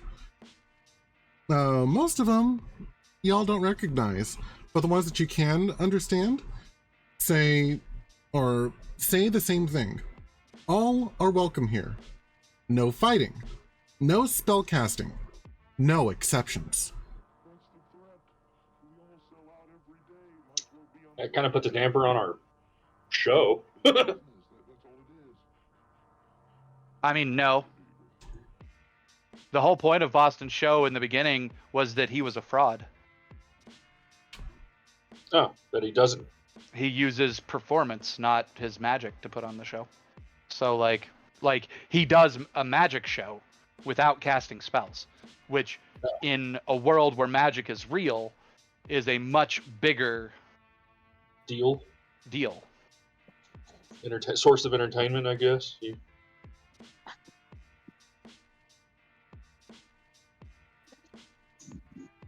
So, nah, man, we got this.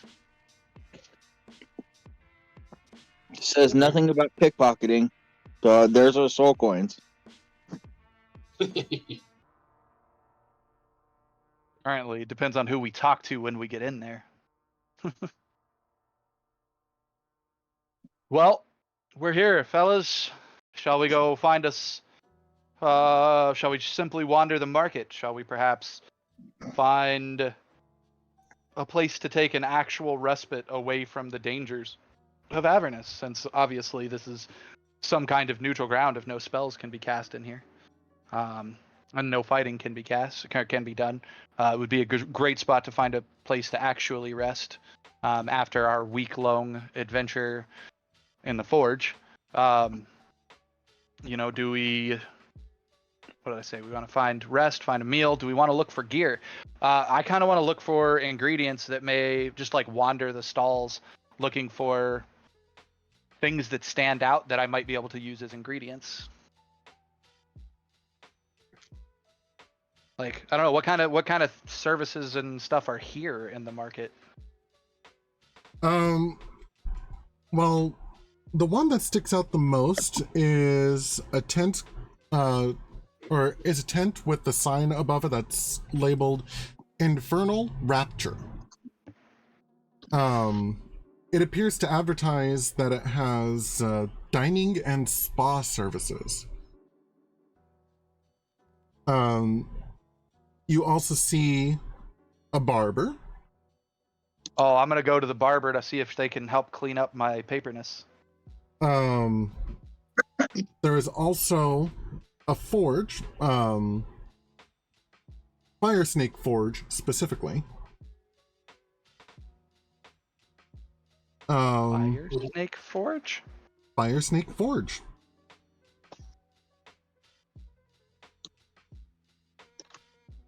And there's also a tent called, or with the sign that says, "From here to Avernus."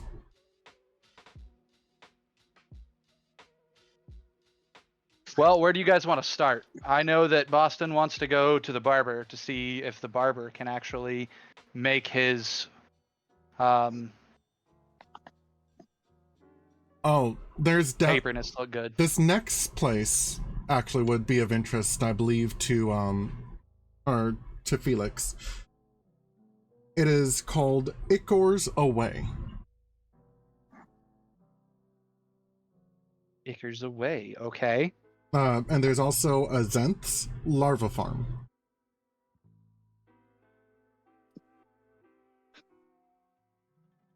Larva. Wait, larva like we ate at the when we went to the god's castle when the cat took us to the god's home? You won't know until you go in.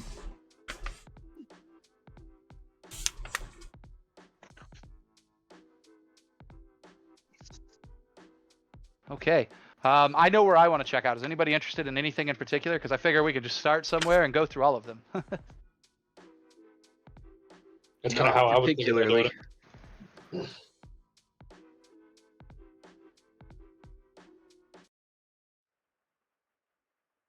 Well, then Boston Felix in his usual wild way of somehow managing to bring a little chaos to the daily life of some lawful characters is gonna just like wander off to the barber and be like, "Hey, look, guys, I gotta go get cleaned up, and that looks like a great place to do it if we're gonna catch a refreshment." So, yeah, he just says, "So if anybody wants to come with me, that's where I'm headed." I'll follow. Just because I don't think anybody should go alone, even though it is a neutral ground. Still don't know what you're gonna get yourself into. I'm gonna bring Lulu with me.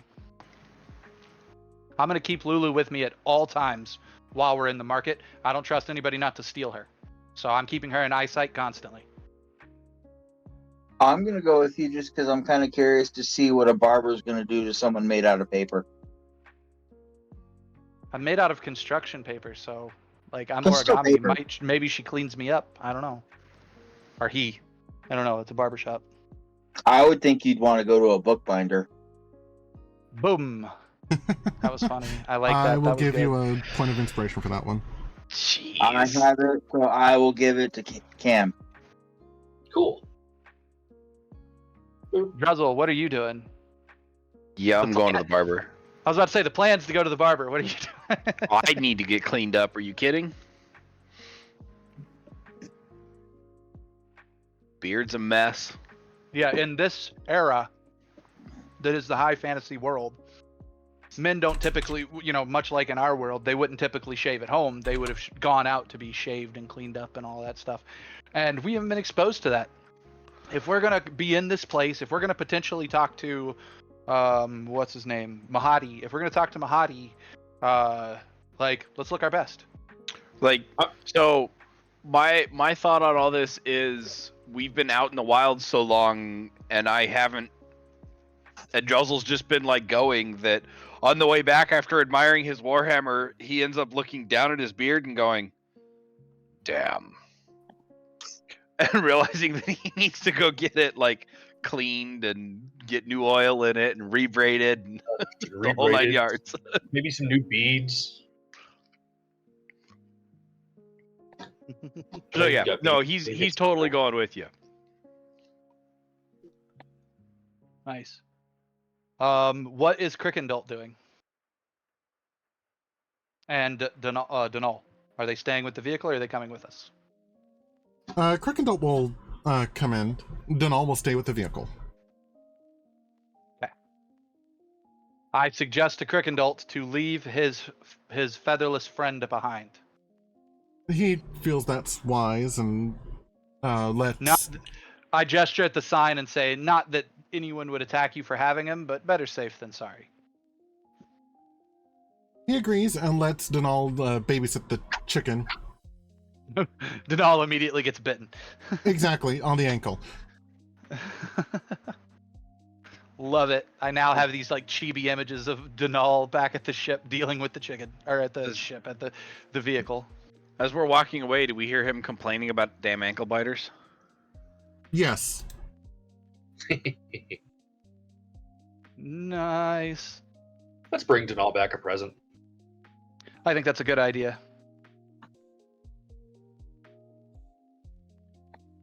All right, to the barber we go. Yeah. Okay. You enter the tent of the barber, and the tent on the inside is very meticulously well kept. You are instantly greeted by a human of, or let's see, a human of dusky brown skin, long brown hair, and brown eyes. And she greets you with a smile. Welcome! My name's Bernie, and I'll be happy to assist you with whatever you need today. Not only do I offer barber services, but I'm also a healer of sorts. I drop my alter self, since spellcasting isn't allowed in here anyways. Even though it's not actually alter self, it's the side effect of my collar, but you know what I mean. I drop the transformation so that I reveal myself, and I say, I think we're just a handful of gentlemen and our friend, I gesture to Lulu, in for a moment of respite, and given how friendly she is, I even say, and perhaps the good word on the market. We are new here.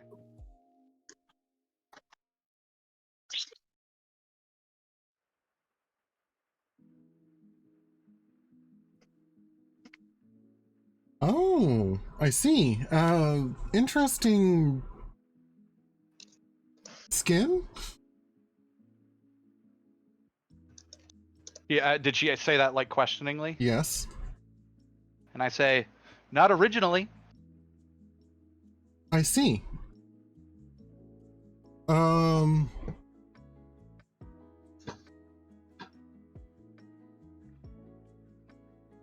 Let's see. Well, I should be able to go, or let's see, what's your alignment? Good. Chaotic good, but good. Okay. At the moment, good. I shift between chaotic good and lawful neutral. Okay. Why don't you go ahead and stand that chair right there? I will, and I think I know exactly how to help you with that. I have a seat. If you like, you can help yourself to some raisins, or some dates. Here from the material plane, they're not from Avernus, so you don't have to worry about them tasting like ash. I am rolling an insight check.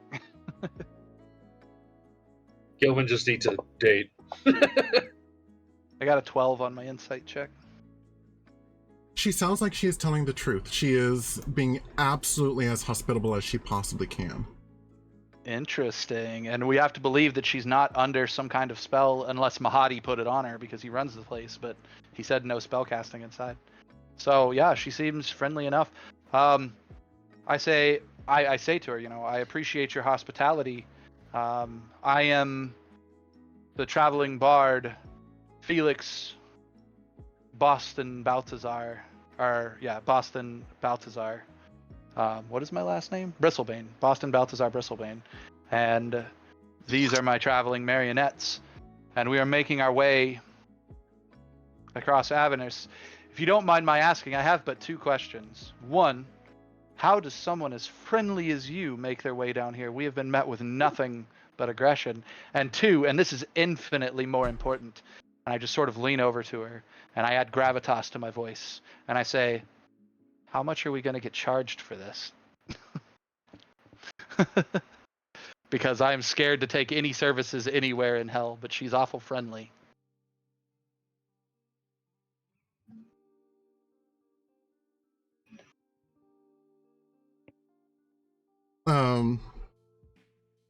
She chuckles at the questions. Well, she chuckles at the second question. Don't worry too much about prices or anything. I don't charge soul coins. I don't deal with them. If you have gold from the material plane, I do accept those.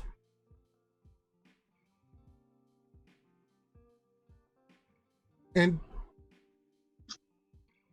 typically my services cost 1 gold per client, but some days we have sales.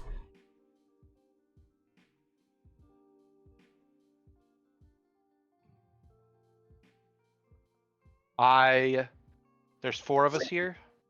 I look at Fick and I say straight up, pay the lady, tip well, since I forgot that Fick carries all my gold. I don't have any. Party's gold. Are you kidding me? Yeah, I was gonna say he's our bank.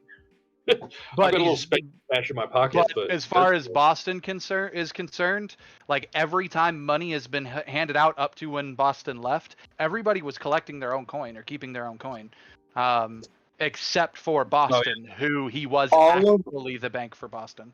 If you would like to know how much money I'm actually carrying on my person, look into the party sheet. That shouldn't be your current total. That should be that plus whatever you have. But yeah. No, that is my current total because I put everything into the party sheet. Oh, gotcha. Yeah. Remember, Boston doesn't know. Boston just assumes we're rich, that you and him are rich together. We're fairly rich. Yeah, as far as Boston's concerned, give her a platinum. But all right. That's the PP, right? Yep. Correct. It's also a number you can't adjust, so how could you have put it in there? I don't know. But I have 0 cash on my character sheet itself. Ah. So maybe we had Jaime move it sometime. Jaime, can you reduce the party sheet platinum to 199? That's a ridiculous amount of platinum, but yes, I can do that.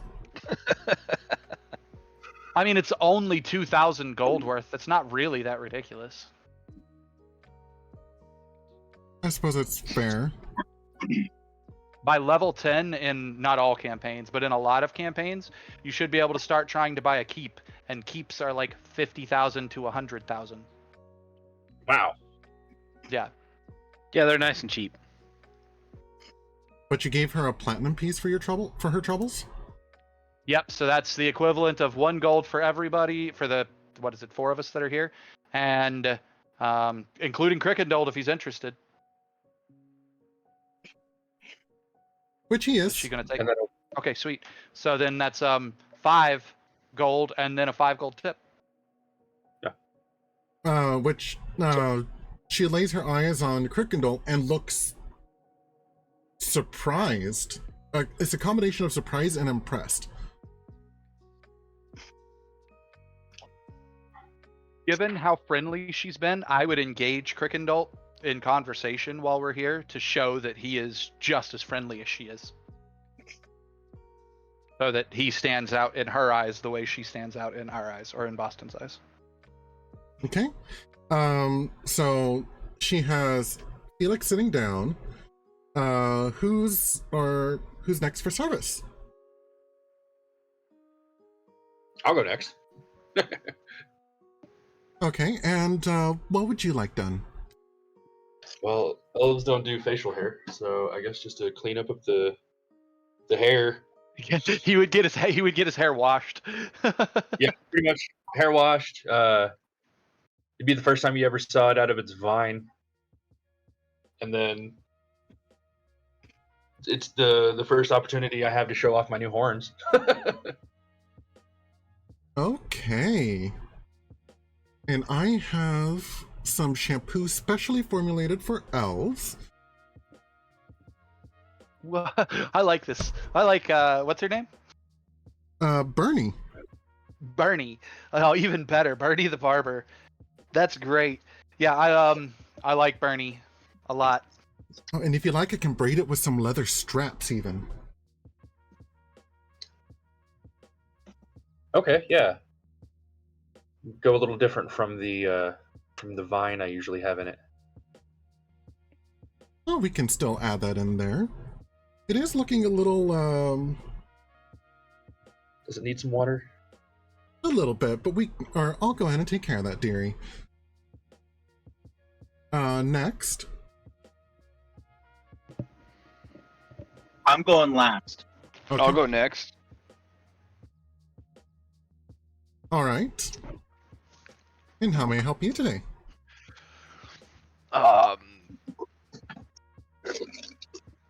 I'd like my beard trimmed, oiled, waxed, and made look nice. And made look nice. Sounds good. Let's see. I believe I have some really nice beads that I can put into your beard. They are from, what is that keep called?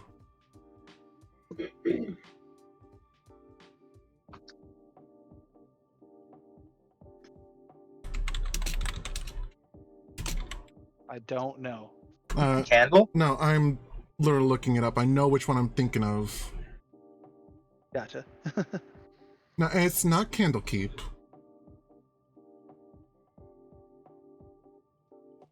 Let's see.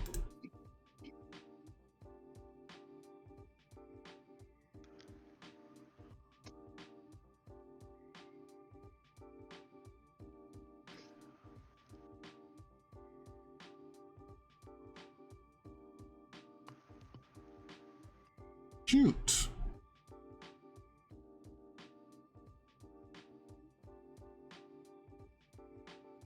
I meant to ask, was she able to do something about my paper self? Yeah, she has a plan for it. Okay. Like right now she's making sure she gets everyone's orders, and then she's going to make everyone feel comfortable and relaxed before she takes care of everyone's requests. Nice.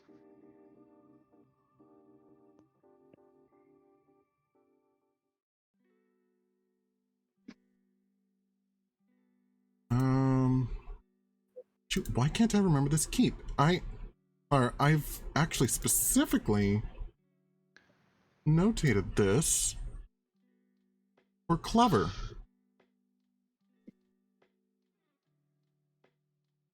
They're beads from insert dwarven keep here. Okay, yeah, we'll go with that. Is it a well-known dwarven keep? Or one that he would know of, at least? It's pretty well known. Actually, I have a 3rd edition book here. Maybe I can find it in here.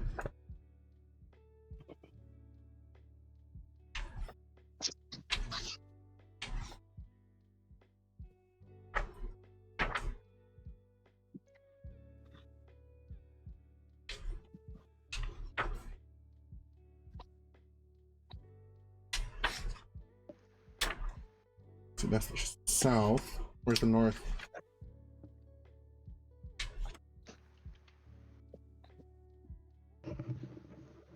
Ah, this is bugging me.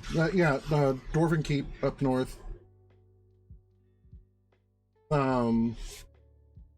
It comes from dwarves that live up in the Silver Marshes. No? Shoot.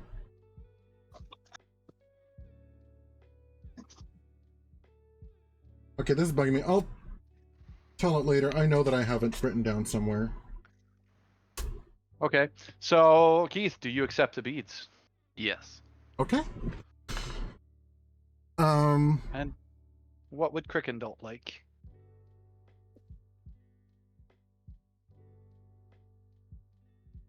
I suddenly have this visual image of Krickendolt in a bathtub like Beast before the dance in Beauty and the Beast. Well, this isn't a spa, this is just a barber, so the options are limited.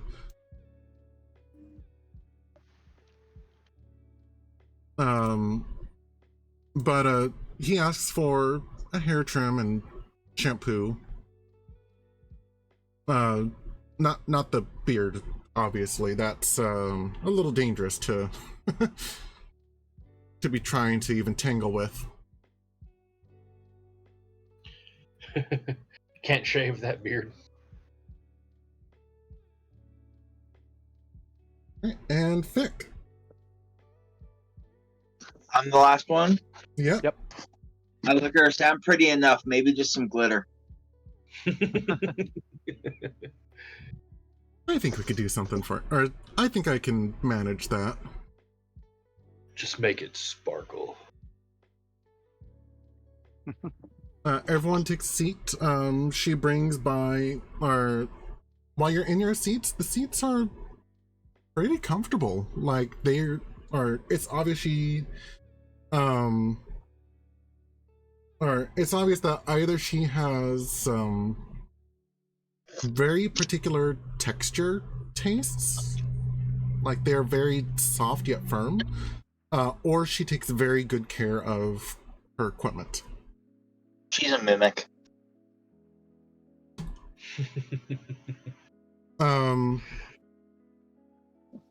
But she makes sure that everyone has within reach different kinds of snack food. She has cheeses, dried fruits, even some jerky, things that keep for a long while.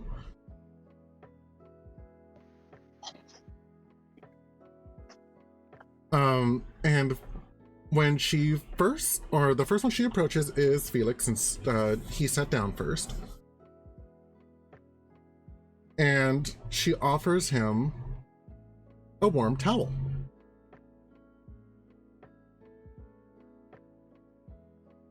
Okay. I wrap it around my face as a warm towel is done, but I keep my eyes visible. Okay. You feel that How is she reacting to Lulu?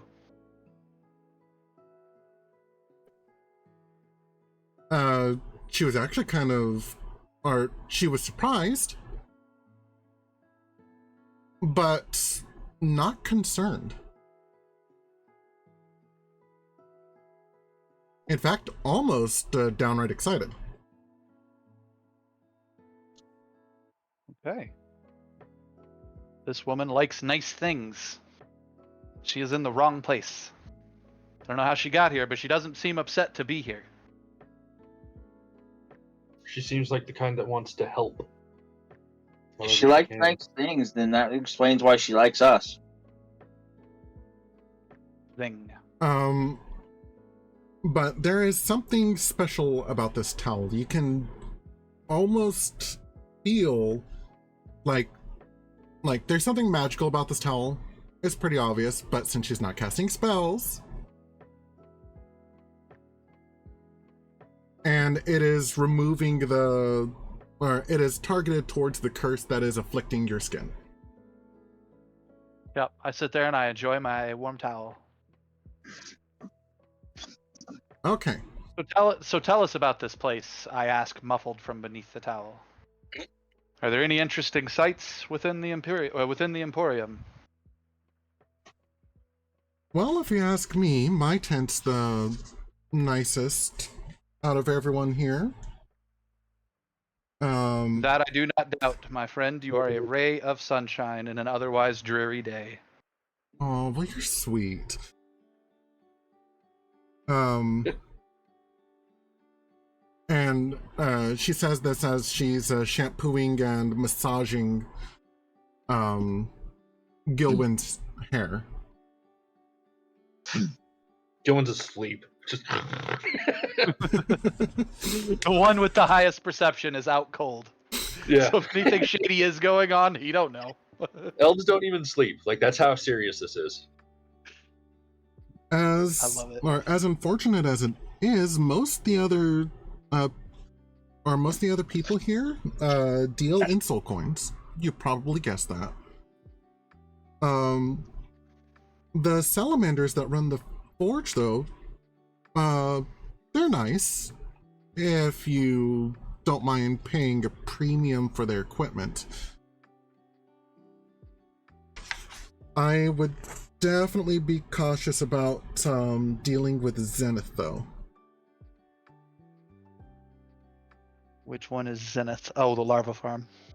He doesn't just deal in larvas, he also operates a slave trade out of there. Given that larvas are the souls of people, I do not doubt he operates a slave trade. It's basically the same thing.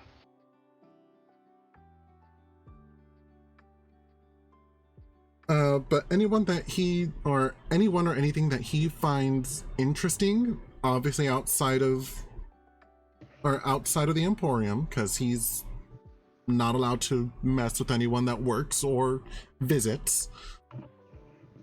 If he finds anyone that he deems interesting or unique, he will kidnap them and turn them in, and sell them off as slaves. Cool.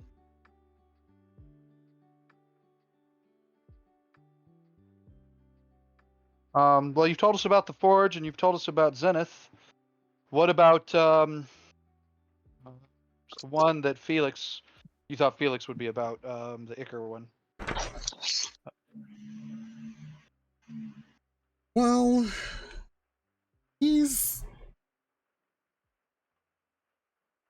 Eliach is, if I'm being perfectly honest, not really all there up in the head.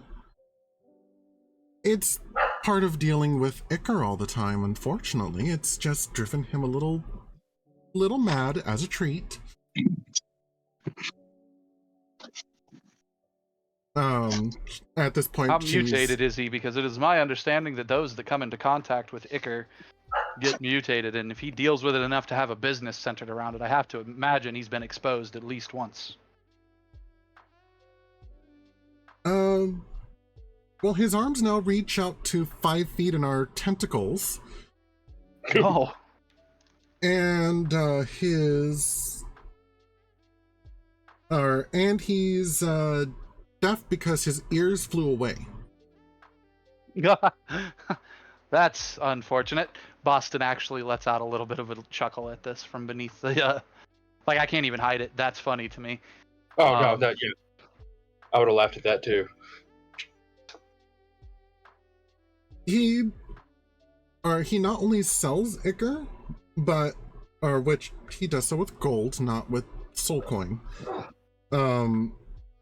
But he also experiments with it, so if you hear some explosions while you're here, don't worry about it.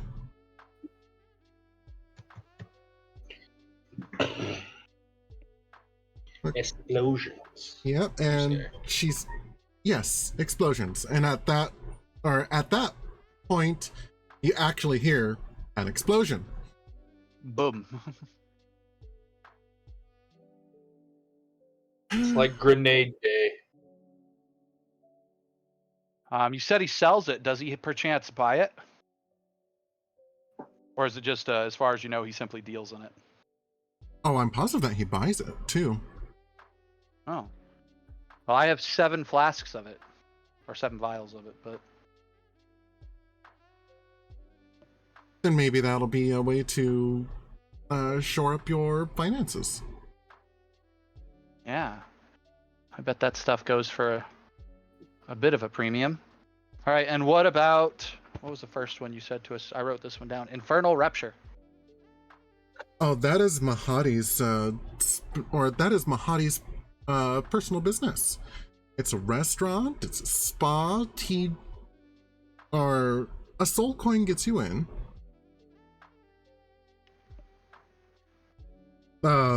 And that gives you a full meal, especially exotic. He can give you almost anything that you request, but especially exotic ones, he'll especially exotic requests, he'll charge 5 to 10 soul coins. Oh, okay. He also offers spa services for additional soul coins. Nasty things. I don't like even touching soul coins, let alone dealing with them. I think you're the furthest thing from evil in this realm. What was that? I think you're the furthest thing from evil in this realm. Well, that's quite a compliment, being that you're traveling with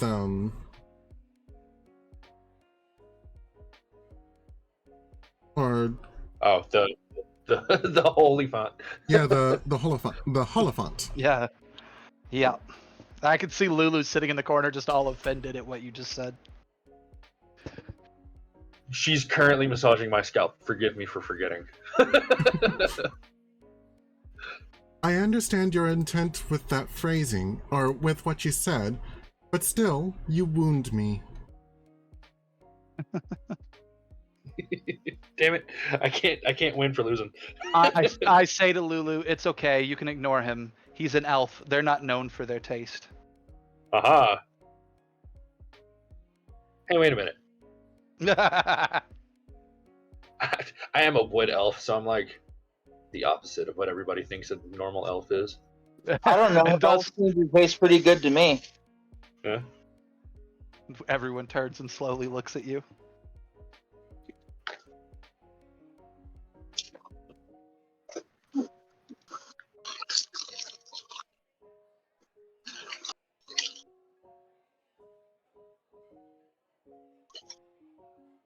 But enough about me. What brings you,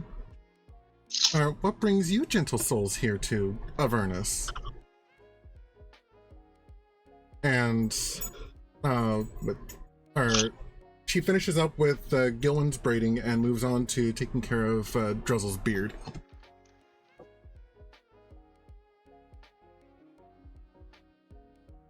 But she has, she begins with shampooing and cleaning the beard.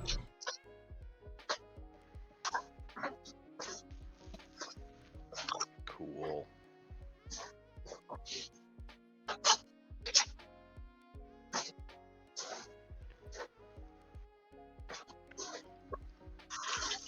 Yeah, he kind of just relax into it.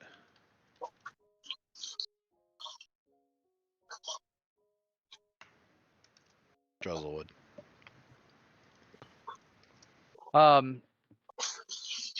as for what brings us here is just a few miles hence, I'm sure, and I just kind of gesture broadly with my hand, and I guys got to remember I'm still talking through this muffled towel, and as I'm gesturing broadly and I say a few miles hence in that direction, the city of Elturel has been claimed. You're from there? Well, from there might be a strong word, but we are for there. I am so sorry. Is everyone, well, obviously everyone's not okay, but just thinking about what happened breaks my heart. Skills. Does it actually seem like she's genuinely bothered? Oh, absolutely. I know I said I trust her, but I gotta be careful. Absolutely. If it puts your heart at ease,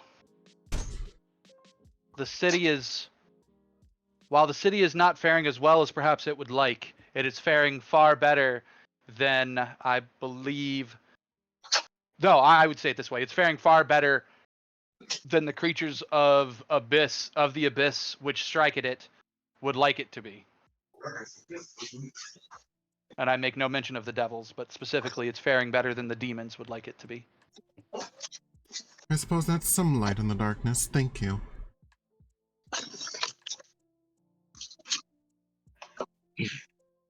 That's what I'd like to think we are.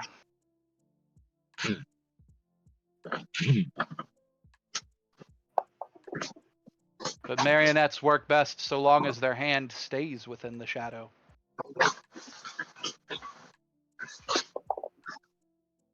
Okay, after she finishes shampooing, she brushes some oil through Druzzl's beard and delicately takes some scissors to kind of even it out.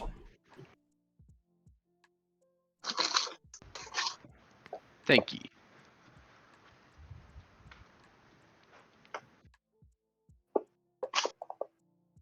Was there any other places we wanted to ask about? I feel like he named more than I mentioned. We We know about the Forge, we know about the Rapture, we know about Hershey's the Barber, we know about the Icker place, and we know about the Lava Farm. We're missing... From here to Avernus. Yes. What is that? Oh, they're couriers.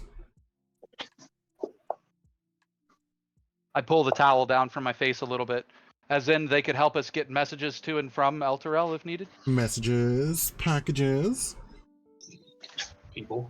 They unfortunately also charge soul coins. If you need a notary, they'll also do notary services, but they charge quite a bit for that.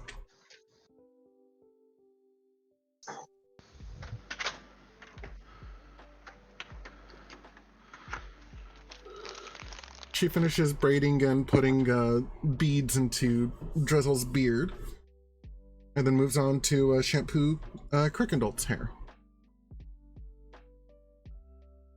Does anybody else have any questions for her?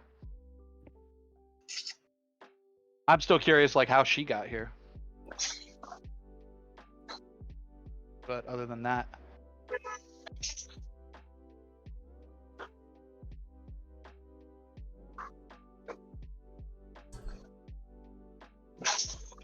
Doesn't sound like anybody has anything else they want to ask.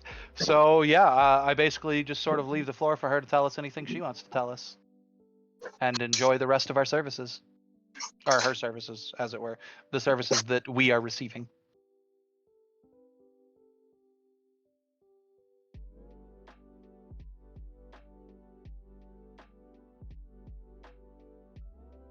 Somewhere in the middle of her talking, I would tell Krickendolt, perhaps when this is all said and done, you will not have to return to the trees or even the front lines, my friend. Perhaps you can find this place. And I just sort of like glance at, or not glance, but like gesture my head in her direction and say, perhaps work can be found for you in kinder environments than you are used to. Well, I don't know much about being a barber or a healer, but I could probably help serve food. And sweep the floor. I suppose I can do that too.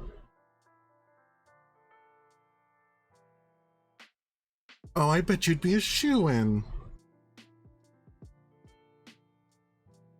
Bernie can teach you all you need to know. That was flirting.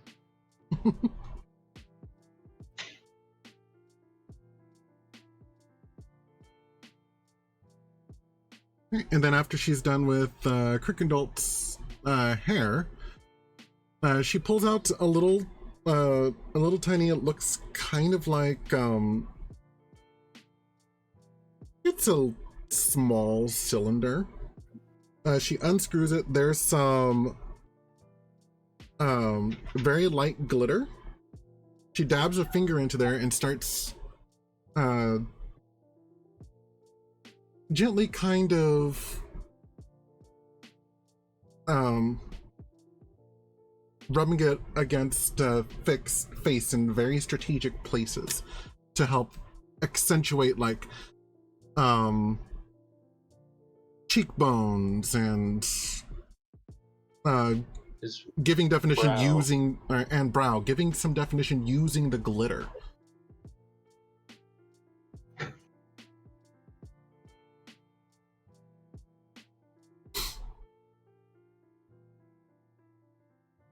As for what brings me here, I guess you can say that it's a calling for me.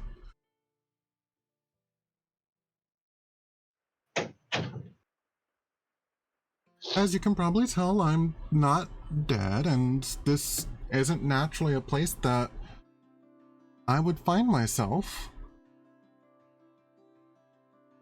And yet, I find myself driven to, just like you, be a light in the darkness.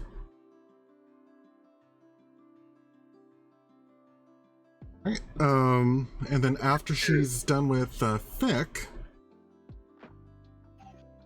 she walks back over to Felix, removes the towel, offers you a dry one, and gives you a mirror. I look in the mirror. You look normal. Hot dog. Well, my friend of this, I can say at the least, you are good at what you do. I try. I did hear something a little concerning, though. Maybe you can help shed some light on that. Something about there being two Tiamats?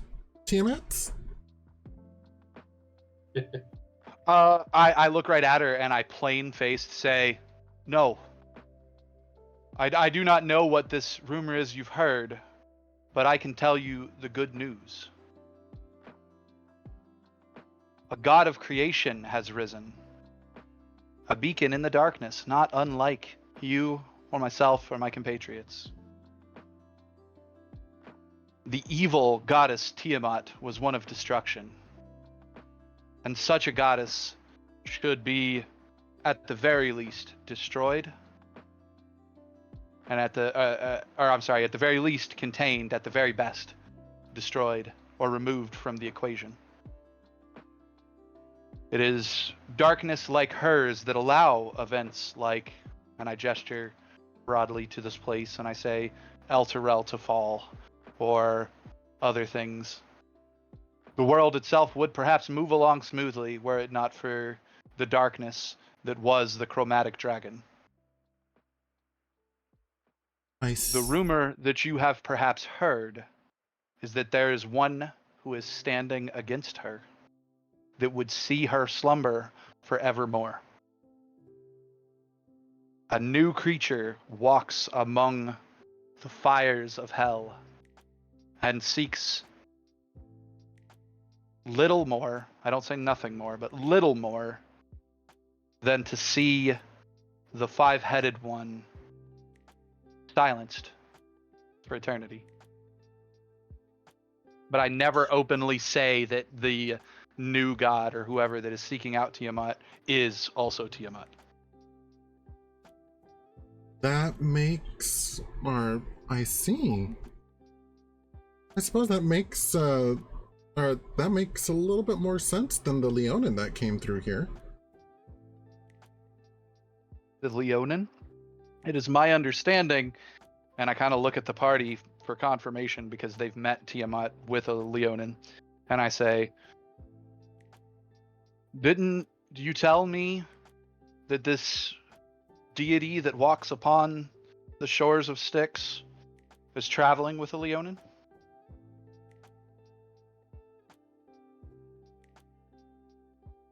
Someone in the party reply. We did. Yeah. I look at Bernie and say, can you tell me when this Leonin came through? Not too long ago. I want to say yesterday. So they may still be here within the camp somewhere? If they or if they booked spa time, it's very likely. We don't really have any inns here, though, and when the Emporium packs up and travels, none of the guests are allowed to come with us.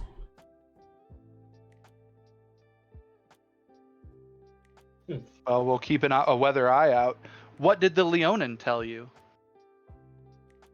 Not terribly much. He wasn't nearly as talkative as you. He mostly kept quiet, but he said that he was looking for something for, that Tiamat needed something from here. That gave me a little bit of pause, since I thought that Tiamat was asleep right now. But he told me that it was a different Tiamat. As I said, the she that walks among us now, the lady in black.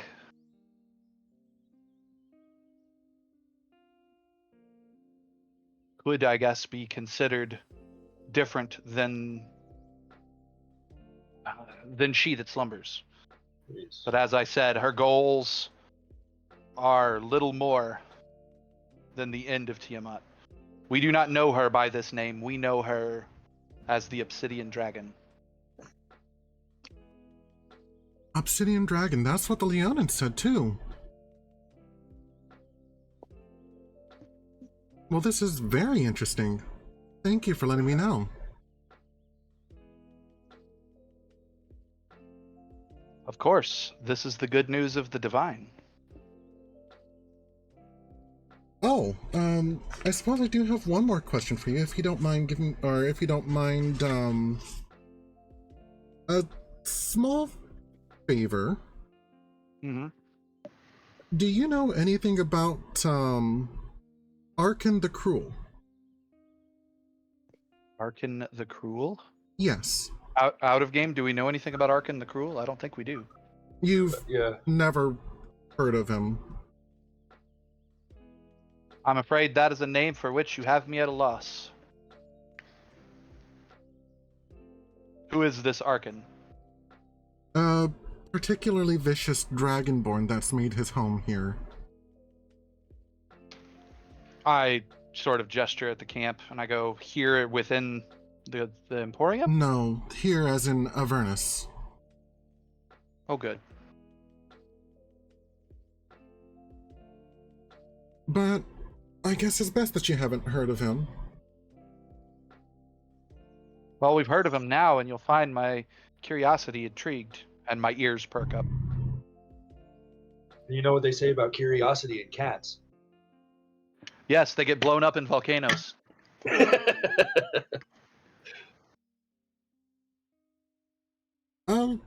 Well, it's...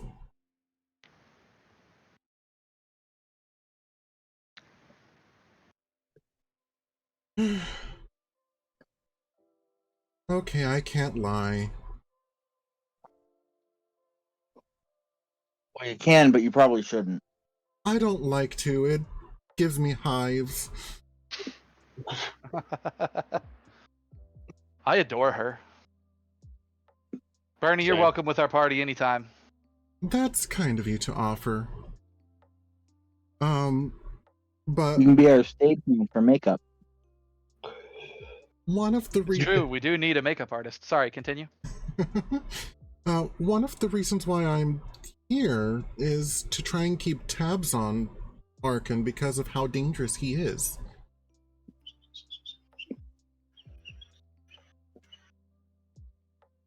Kind of like a scout or a spy, if you will. So what I'm hearing you say is if we kill this guy, you'll come with us? What? I look at him and I just kind of like gesture my hand, like, hold on. I don't think she would ever ask us to kill a fly. No, I couldn't possibly ask any harm that comes from him. I just wanted to know what he was doing. You don't have to ask. We got this. We will look into this. At the very least. Only if it's not out of your way. I know that you're busy trying to save Elturel, and that's, in the long run, probably more important than what I'm doing. We are but 5 mortals, most of us, who travel a realm for which we are not born. We have no hope of helping Elturel. I say that just sort of flatly, like there is nothing we can do. We cannot change the opinions of the divine in the heavens. We can only sway those that encounter us, and what do I say? I give the for want of a nail story. There was once, I say to her, there was once a soldier. I say, however, it is told to me, there was once a soldier who was sent to deliver a message. And as he was sent to deliver a message on horseback, he had to collect his horse. And as he and his horse rode off, they rode off in such a hurry that the horse had to skip getting new shoes that he was due for at the farrier. And because he did not get new shoes, he threw one in the travel. The messenger fell, and the message went undelivered. The message, what he was intended to deliver, was a treaty to be signed. And so the war continued until it was lost for want of a shoe. That is to say, there's nothing we can do to save the city except push dominoes and hope that we push the right ones. If this is a creature of darkness, should we fail to save the city, this is a creature who could affect them while they are down here. In that way, he is a threat to them. So saving him, or uncovering his darkness, could play a part in saving the city.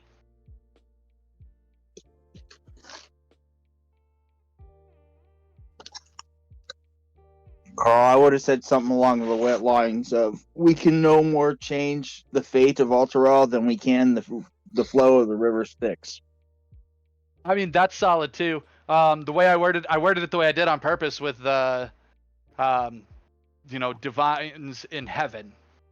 Yeah. We could totally change the opinion of gods that are walking among us, like Tiamat and you. Yeah, my opinion changes hourly.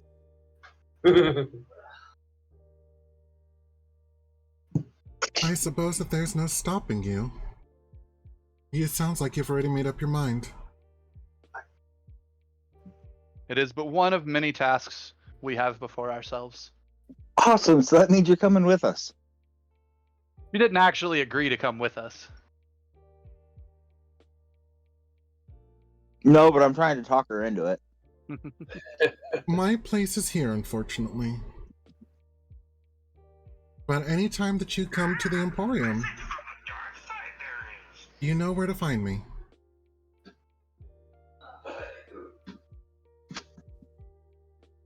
Assuming we can find the Emporium next time.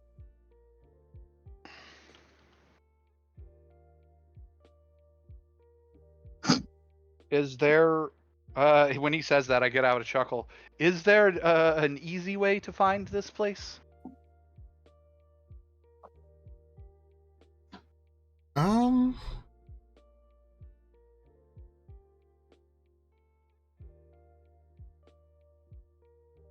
You might be able to get something from Mahad, or from Mahadi. Well, that's fine. I imagine we'll be paying him a visit before we leave anyways. But, to that end, we would like to thank you for our services. For your services. We have many tasks we need to get to. Please be safe on your travels. Of course. With luck, you'll see us again. And frankly, with more luck, you'll never see us again. Oh, would you like to take some treats for the road? Yes. Yes. Right, she fixes up a little bag for each of you, each with cheeses, jerky, and dried fruits. And after she Bernie's the best. after she hands it to you, she pats you on the head. Yeah, she gets a nuzzle. Aww. I don't know about for everybody else, but for me, she totally gets a cat nuzzle. I've talked about this before. I don't care about personal space. It's the cat thing in me. When she pats my head, I like slink up against her like I'm gonna hug her, but then just like run my body up against her and like push past her so that my tail is wrapped around her as I'm walking past to head out the door. Then instead of a pat, she scratches behind your ear. I accept it happily. I look at her like, why you gotta pat the little person?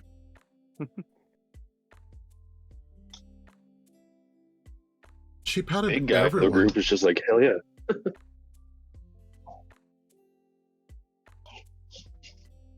She patted everyone. She's like, I'm sorry. I don't say it. I just give her that look. Oh. Like, why did I just get pat?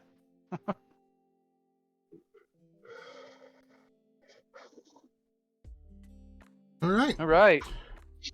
Everyone leave the tent feeling refreshed for the most part.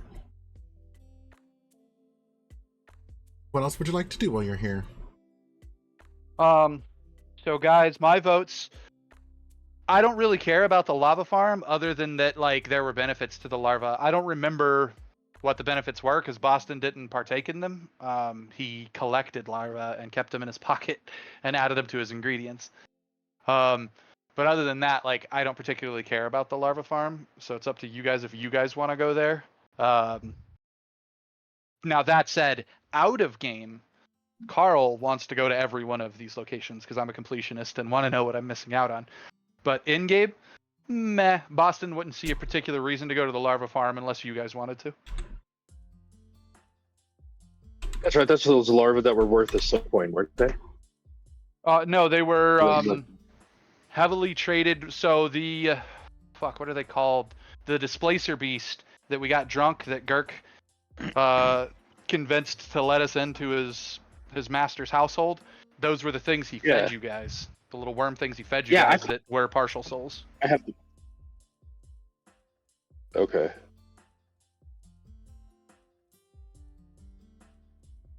I don't remember how many I pocketed, but I pocketed mine. Where... He gave us each 2 apiece or 3 apiece. I think it was 3.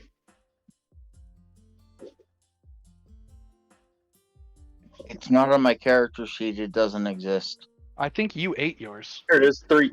Soul Well, worms, 3 of them. Very possible. Yeah.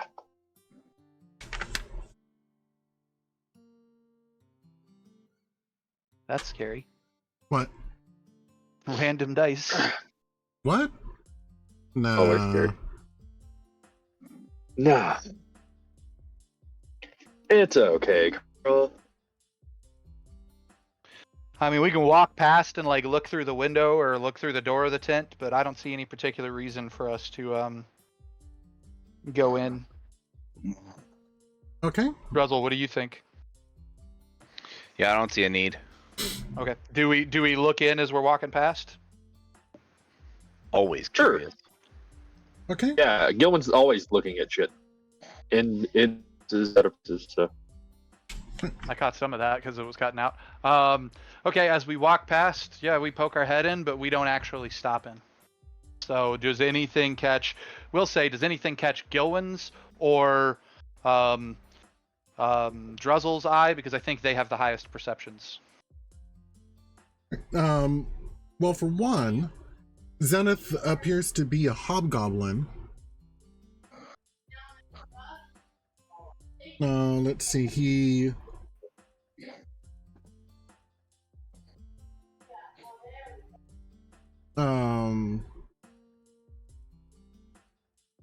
There is a giant holy symbol in the back of his tent, which none of the people that are looking in are clerics, are they? I am. No, yeah. Druzzl is a cleric, and then don't forget that Gurk has the Book of all the Gods. Oh, that's fair. Well, anyone who wants to can roll religion. Fick and Druzzl, I'll give you both advantage on this. Do you guys tell me that there's a hobgoblin inside? I might mutter it. I might mutter something about a hobgoblin. I was about to say, does it stand out to you? Considering it's a goblin, yes. It's a hobgoblin. Hobgoblins are not the same as goblins. They are basically the Hobgoblins are Klingons. Yeah. And we've encountered A couple now. this would be our second one. Did we encounter the other one or just get told about the other one? I think we met them briefly. Because it was one of the warlords, and we said we wanted to meet the warlords, and it was not that we met him; it's that the warlord has an army of hobgoblins. That was Raga. No, it wasn't Ragadraga.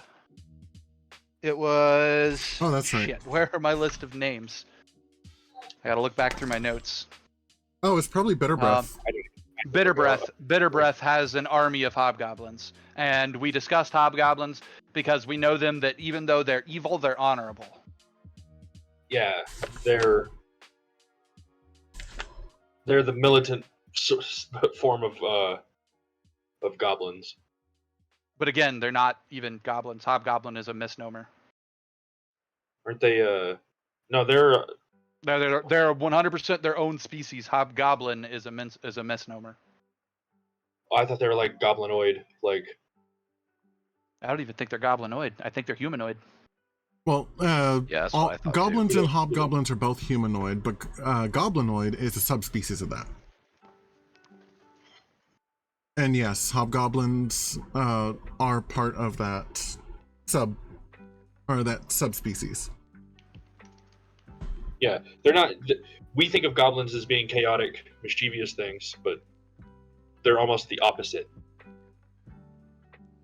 Yeah, they're the lawful arm, the controllers and the whatnot, and they have their own little societies. Mm-hmm. But that's why we wanted to talk to Bitter Breath, is because we thought with him working with hobgoblins, we might have a chance of him siding with us. It would be a nice army coming with it. It'd be our third army. But Vic, it looks like you were able to identify the holy symbol in the back. And I didn't roll mine because I was waiting to see. Oh, sorry. I got a 19. Waiting to see what? I was waiting to see if anybody had told me there was a hobgoblin in there, because if somebody told me there was a hobgoblin in there, I would have paid more attention, because we're wanting to make connection to Bitter Breath. So since it was mentioned there was a hobgoblin, yes, I poke my head in, I look up, I see the religious symbol, and I roll a 19. Okay, both Felix and Fick can identify it then. The holy symbol is a holy symbol of Maglubiet, also known as the Mighty One or the High Chieftain. He is the chief deity of goblins, hobgoblins, and bugbears, as well as an exarch of Bane. An exarch of Bane is in the god of death, Bane?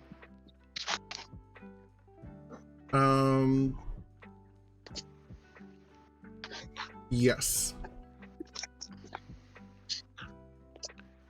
Want to talk about a creature with a misnomer for a name is bugbears. Right. All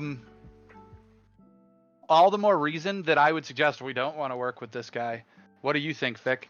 So Bane is one of the Dead Three, and we know that the Dead Three had a cult in Baldur's Gate where we were, and that's the cult we wiped out. They were the ones murdering people. I mean, I don't necessarily want to work with them, but it could be fun to fuck with them. Well, I'm going to let you and Druzzl decide whether we walk in there and fuck with him or not. You because you think it could be fun to fuck with him, and Druzzl because he likes to go sideways on plans. Other notable things inside of the tent, there are a couple of small cages that have larvae in them. Currently, 8 of them are occupied. There are also taller cages. One of them has a label above it saying "Child of Neth." And Nathaniel is sitting in the cage. Yeah, we knew Nathaniel went missing.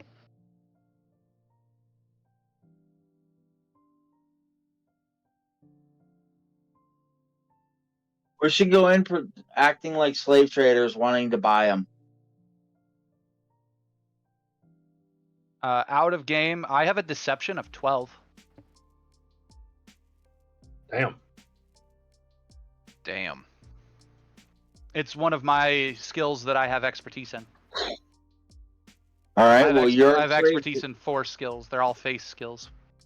Then you are our slave trader then. I let off a shrug, and I kind of look at the rest of the party and I go, do we want to save Neth? He chose to follow us. We probably should, eh? I feel a little responsible. I wonder how he got himself captured. He's supposed to be an Elturel. We also know that he is a spy. He may have been acting against us when he was captured.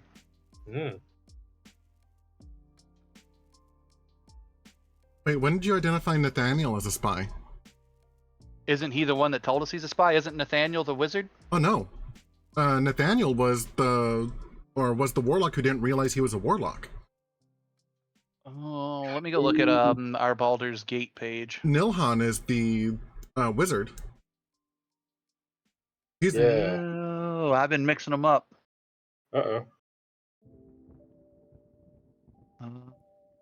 Just very nimble. Nathaniel, all the way at the top.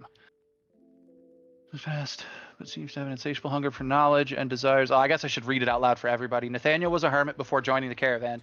He has no memories of his past, but seems to have an insatiable hunger for knowledge and desire to experience new things. He has long, black, greasy hair and unkempt facial hair. He seems to realize that he's a warlock, but exhibits the abilities of one, likely a result of his pact. I've actually spent some time with him in out of game. He trained the warlock levels for somebody. I think it might have been you. It was I've gone for remedial training with him after I got my warlock. Gotcha. Yeah, contact is Gilwin, and Druzzl, he's hostile towards you. What's your opinion?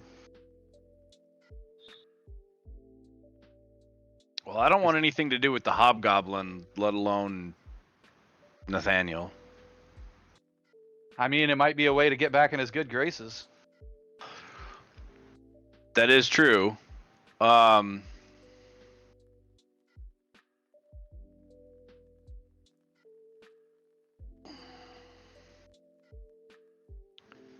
don't know.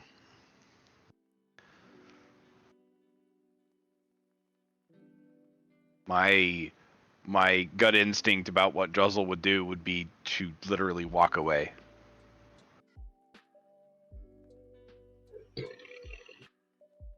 All right, so we're gonna start with I suggesting that'd be a way to get back in his good graces. I look at everybody else because the other guys want to save him. Yes. Gilwin and Thick. Yeah, Gilwin and Thick. Okay, so basically, this is where you get to decide whether you give in to your flaw or the idea that we should save them. The party has the plan to go in. Do we turn around at some point and you're not with us?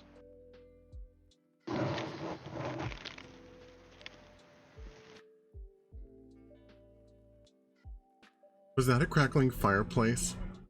No, that's me scratching the back of my neck. Oh, okay. I was jealous for half a second there. I mean, I could go light a fire. It just cuts to Druzzl chilling by a fireplace or chilling by a fire. Druzzl's back at Bernie's. Yeah.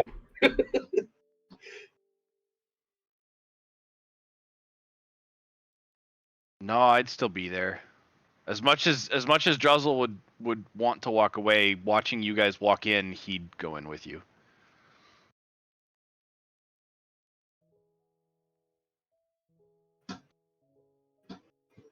I walk in and I, without skipping a beat, act as a customer would, and I say, "Well met, Zaneth. Well met, Zaneth. Well met indeed. And what brings you travelers here to my humble farm?" Well, mostly we are seeking. What do I say? Mostly we are newcomers to Mahadi's Emporium, and we are simply seeking to know what services are available. Yours is the first shop we've stopped in, though, and I say this because every good lie starts with a hint of truth. I've been informed that your farm sells more than these, and I just sort of gesture at the worms, the larvae, and like disgustingly, like more than these things. You've heard. Tell me. Sorry. I say tell me as I'm eyeing Nathaniel. I say tell me. What else? What other commodities are you known for brokering? I see you have a discerning eye. Well, what you see right here is a very interesting find, very unique. Are you familiar with the concept of a child of Neth? A child of Neth? I'm afraid I am not. Out of game, am I? Is Neth his patron warlock? His warlock patron? Yes, it is a warlock patron. I'll let you have or I'll let you roll Arcana at an advantage.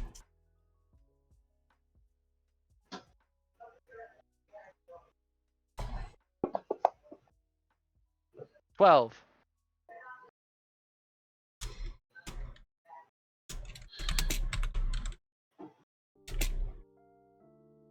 I would say I know only that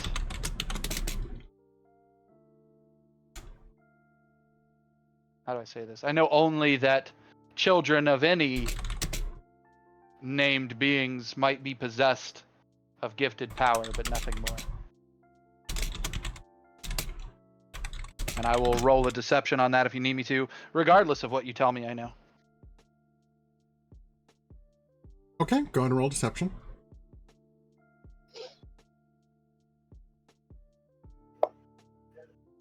$17. Okay. You've honestly never really heard of Neth. Sweet. So from our description of the caravan, it's sort of obvious that he's a warlock of some kind, but we don't really know what kind, and this is the first time we're being said Neth, and so that's why I make my statement about the drawn powers. My book rattles and the papers flutter as a lack of wind blows through them. What does he have a reaction to that? Out of game, we know this guy finds warlocks to be special commodities.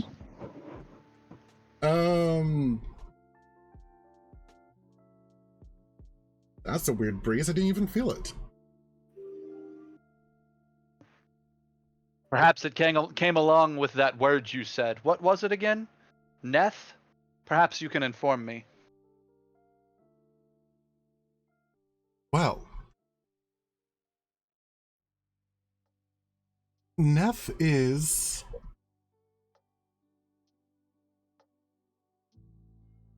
isn't just any kind of patron or being. Neth is a plane.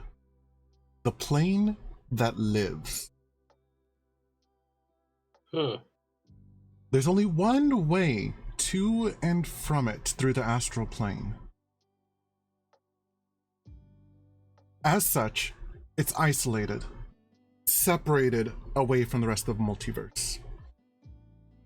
But every once in a while, someone comes along and goes into, and enters its portal. And when it does, if they intrigue him enough, he'll absorb them and take their knowledge for himself, or for itself. But if there's too long of a stint between visitors, because he knows that something exists, he just can't leave, it will send out, or it will create a mass out of itself, give it sentience, and send it out to gather knowledge. That is a child of Neth. That is what I am selling today.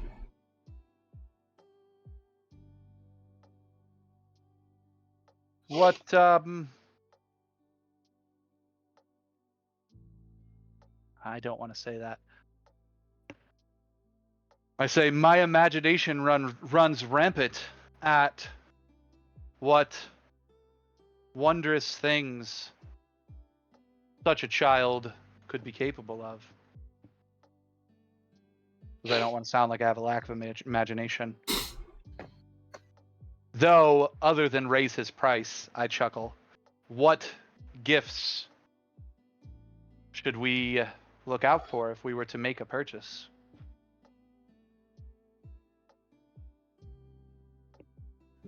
Oh.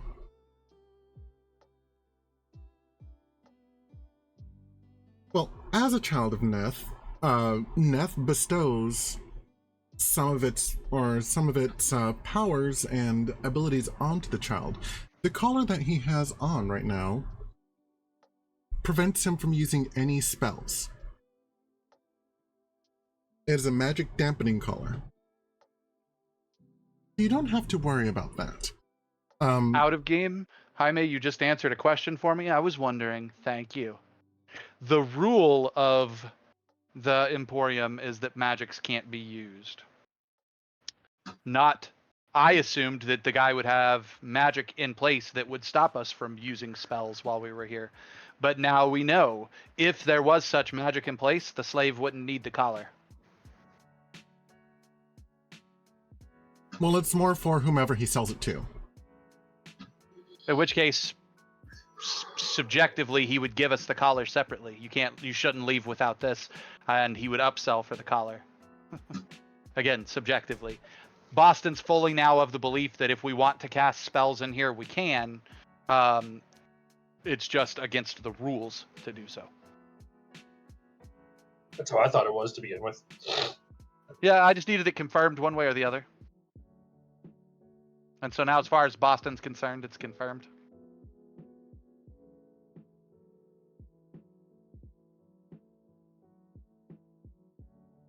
But other than that, he is a telepath, able to connect his mind to other people for conversation. So you can even sew his mouth shut. That would make it really useful when doing experiments on him.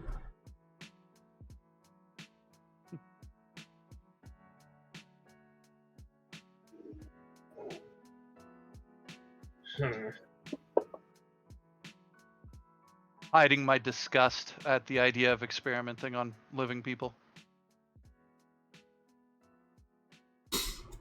But you wouldn't have to worry, or I wouldn't worry too much about that. Though he continues, he didn't, or you've successfully hidden yourself.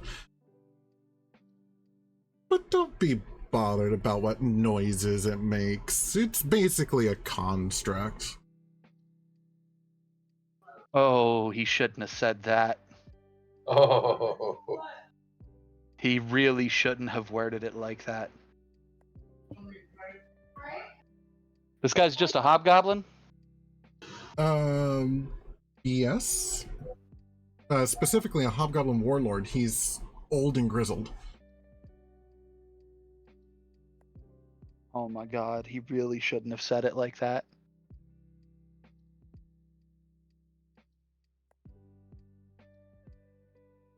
all I have is magic, and I'm not going to use it here yet because who knows, an alarm might be set off that lures Mahadi.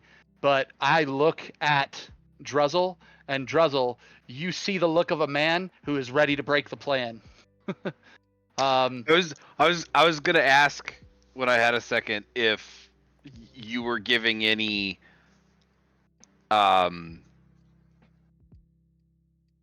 Else? Smash vibes would be the good way to put it, I guess. Yeah, there's no I mean, obviously my successful 29 to steel myself against the disgust kind of carries over. I am steeled, so nobody would be able to read my expression per se.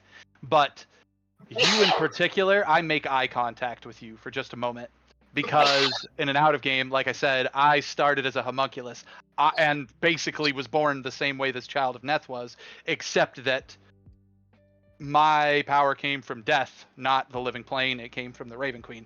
But mechanically, it's the same fucking sort of thing, just a different source. So Boston just got super offended. But I am not breaking the plan yet. And I say, tell me, what does a creature, and I let the word creature sort of drip on my tongue for a moment. Tell me then, sir, what does a creature such as this go for? Well, being its exotic nature, I think that 9 soul coins is a fair price.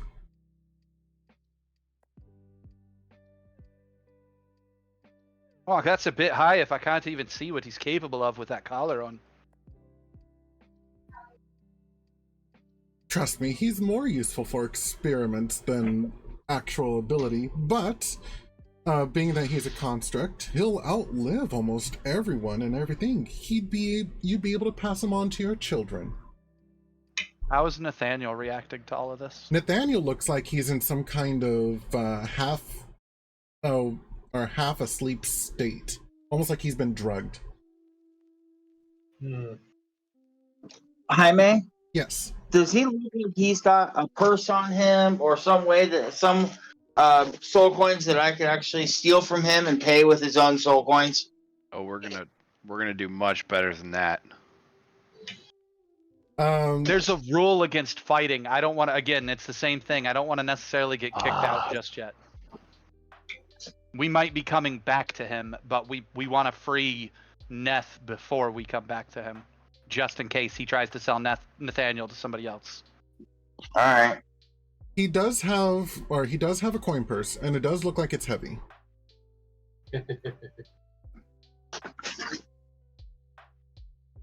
You gonna try to pickpocket him? I think I am. I mean, I have a plus 12 to my roll.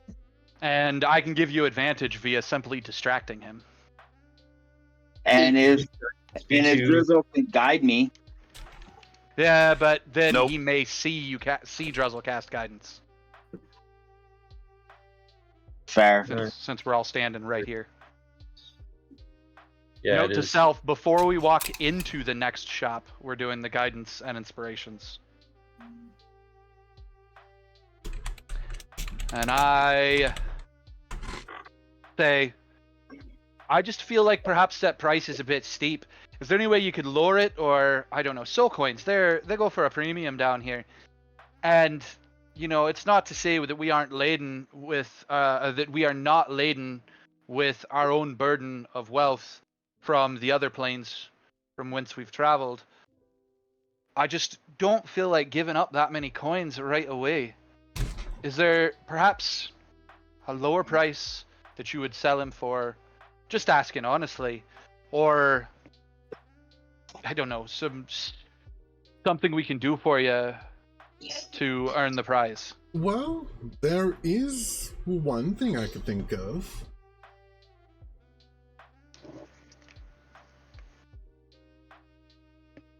One small, little tiny favor.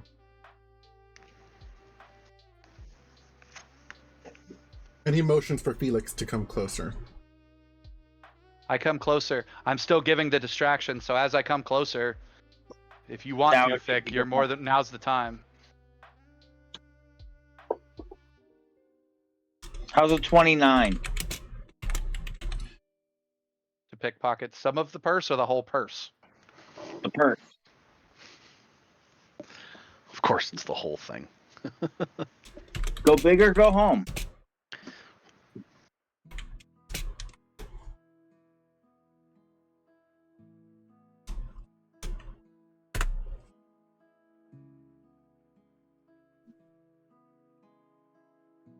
I just kind of stare at him for a moment after he whispers that to me.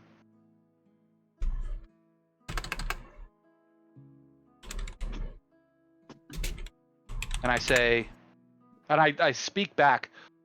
I don't whisper it, but I speak quietly enough for the party to hear what I say, to any of the party that's standing near, which is for sure Girk, as Girk is reaching for the purse. And I say, might I ask why you would want your own Emporium leader killed?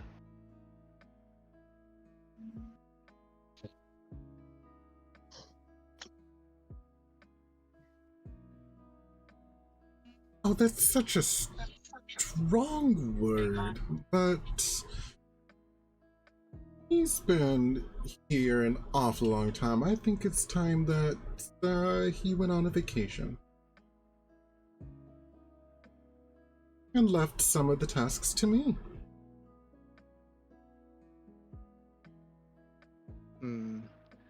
He sees me chewing it over for a minute. Girk, you just heard me say out loud, like, this guy just asked us to give him the head of Mahadi, and in exchange he would give us Neth.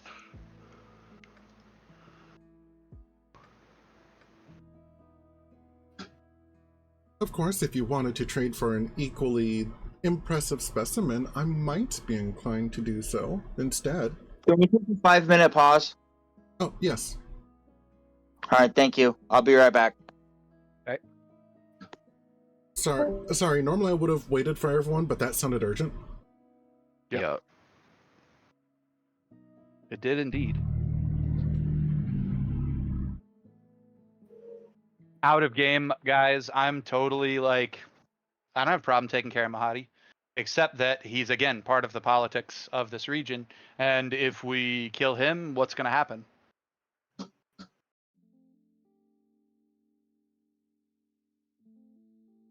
Create a power vacuum. That I'm fairly sure this hobgoblin would not be able to fill. I'm Yeah. certain he would not be able to fill it either, so it means there'll be a struggle for power. And in the crosshairs of that power vacuum, poor Bernie would be suffering. I say we ask for payment in advance, because if we weren't rescuing a friend and he offered this quest to us, I would tell him to pay us in advance even still. I'm not going to go do it and then come back to him, because if we kill Mahadi, we're basically bolting after we do that. So I would ask for payment in advance, and we make Mahadi's our last stop and decide while we're there what we want to do. Because I don't know, man. I don't trust this hobgoblin. He serves... Well, let's put it this way. We're going to get him to pay us in advance. It's either A, a payment for killing the guy, or B, a blackmail for keeping our mouths shut about him. And there's my argument. I'm still thinking that this is where we let the plan go awry. I do not like this guy. I think we get the slave from him, and then we rat him out. Yeah. That's what Gilwin was thinking. But I am totally thinking we rat him out to Mahadi. Girk needing a minute was, especially since he hung up, is probably because he got a call. That's what that would be. Now that I think about it, because remember, he uses his phone for his audio. Makes sense. Yep. That sounds like he's back. You back, Girk? Yeah, I'm back. Was that a phone call? Yes, it was. It was Sawyer. Ah, fair enough. Is everything okay? She remains to be seen. But I'm good for right now. Okay. I say payment in advance. Somebody want to spend an inspiration? I got you. Well, That was 3 yeses.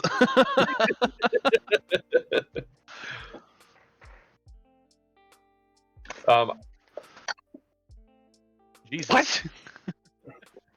I could stick with that, or somebody else can spend one. You can have I'll mine. spend them.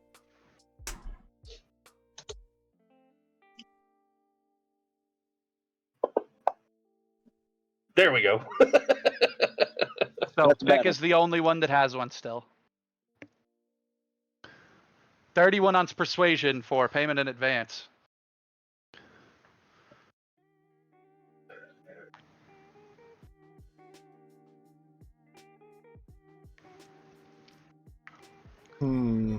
And how do you propose that I pay you in advance? I need some kind of insurance.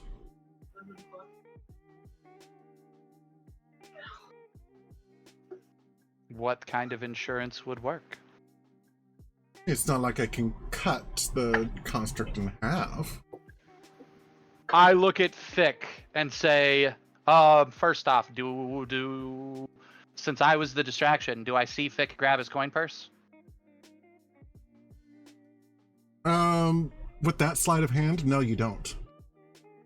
Okay. Well, I look at Fick and I say, Fick, pay him the 9 gold. Okay. How many soul coins did I get from him? Since Fick's carrying our gold. Under my idea is under the impression that Fick pays him the 9 gold, and we convince Mahadi to pay us 9 gold to recoup it, since I don't know that Fick looted him. 16. 16 more soul coins? Yes. Cool. Jeez. Now we can afford Mahadi's the infernal. And he wants rapture. gold coins? No, he wants soul. Oh, he Yeah. wants soul coins? He wants I- 9. So that gives me 21 left. And I'll say we come back. That leaves you with not 21 left. That leaves you with 22 22. left. 22. I would say we pay you now, and when the task is done, you return the payment. But I think perhaps to deal with a villain, and I say it that way, a villain such as Mahadi, I have ideas, as I said, burgeoning, that may include our dear friend here. That sounds fair.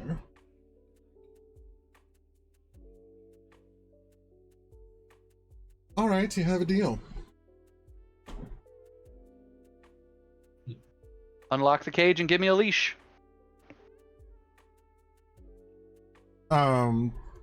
He does so. He unlocks the cage, hooks a leather leash around on the ring of the collar, tugs, and Nathaniel obediently stands up and steps out, though he still appears to be in a daze.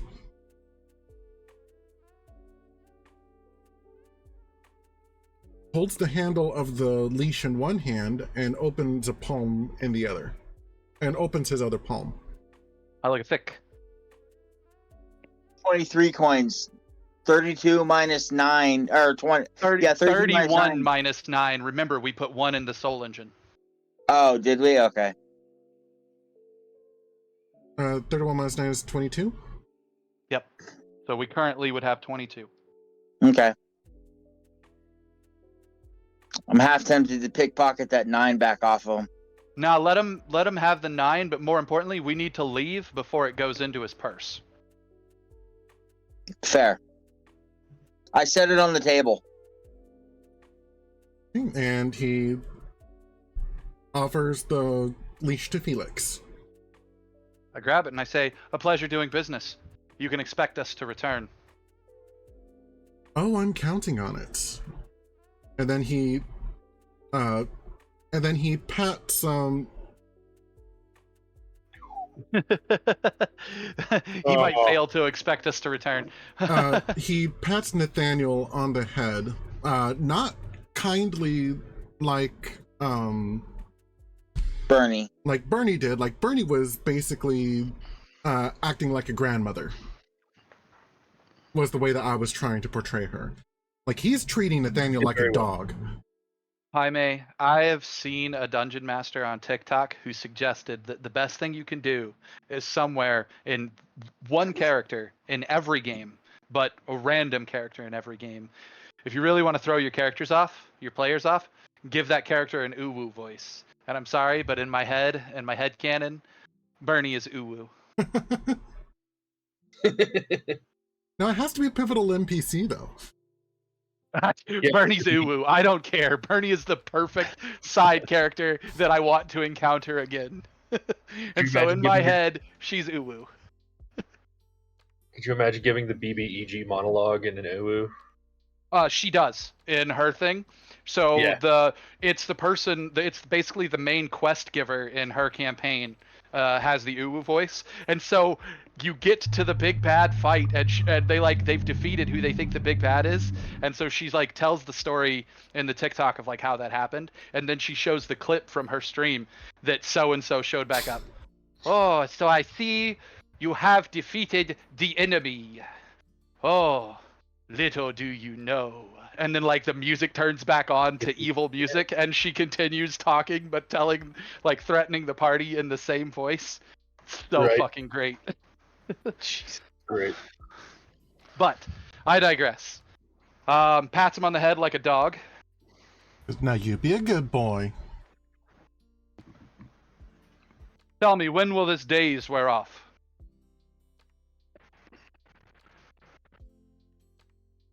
Oh, there is a command. It comes with a collar to turn it on and off. Or to turn the days on and off. So if he becomes unruly, you could just simply say the command word. Which is? What languages do you speak? So he's a hobgoblin. I speak Common and Infernal and Elvish. So in Infernal, since he probably does business with devils, I say, what language works best?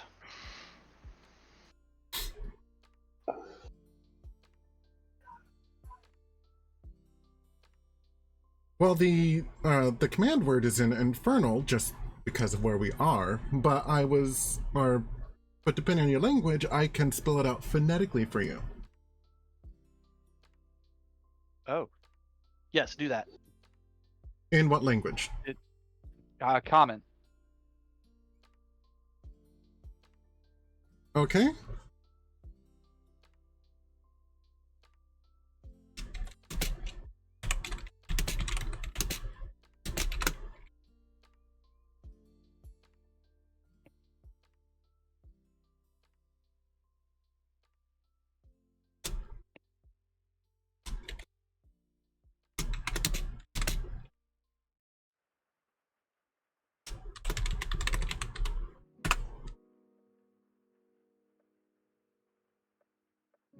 Did he?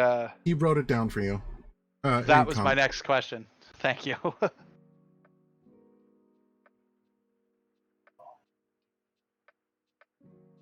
I say, well, as there's no need for such, I grab a hold of the leash, and as I nod at him so that we're leaving, to let him know we're leaving, I start walking towards the door, leading Nathaniel with us. I assume everybody's coming with?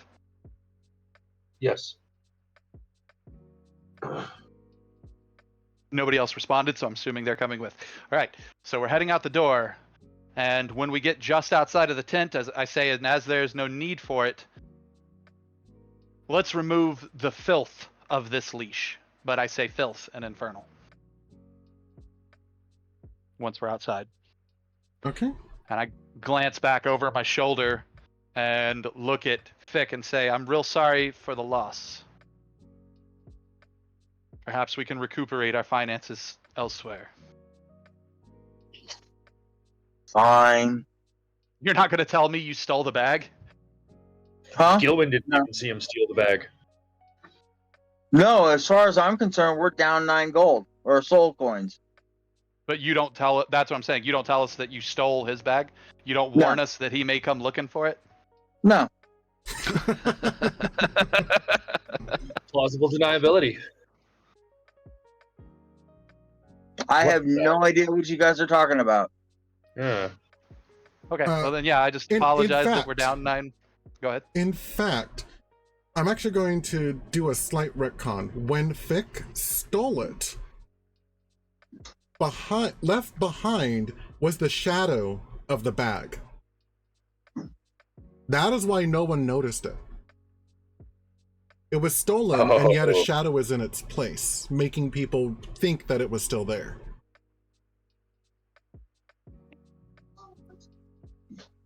Nice.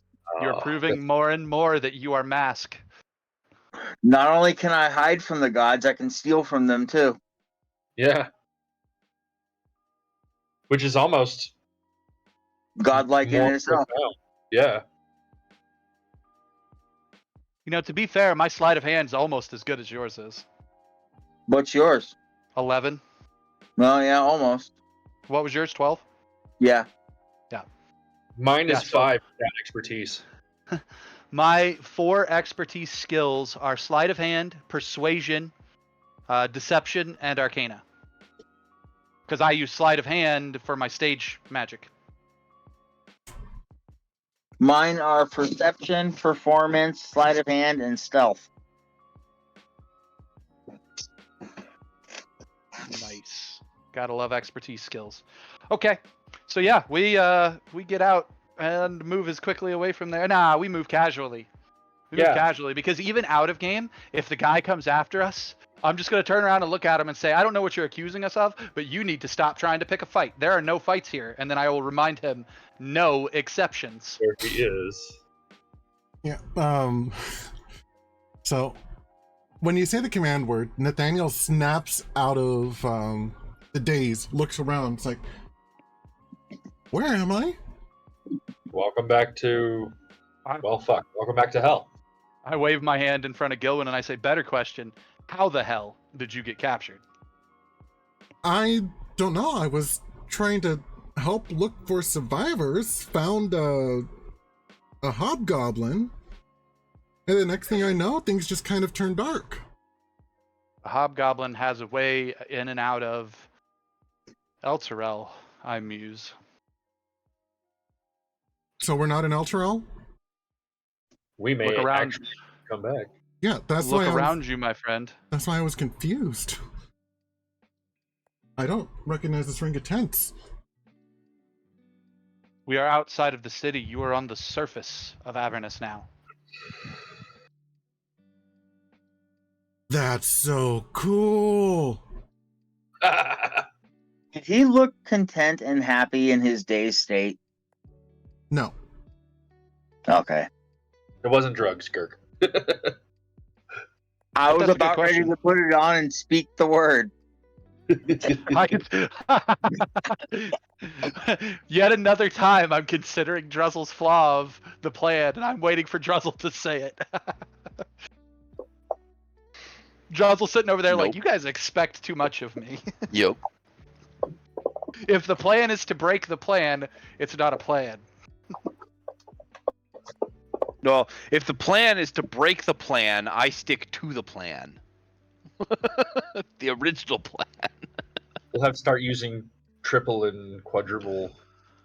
Boston already is. But I knew that Boston, you I, knew that I I knew. stated that a few sessions ago.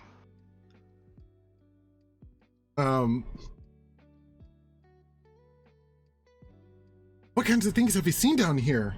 Oh, I bet there's so many things that, oh,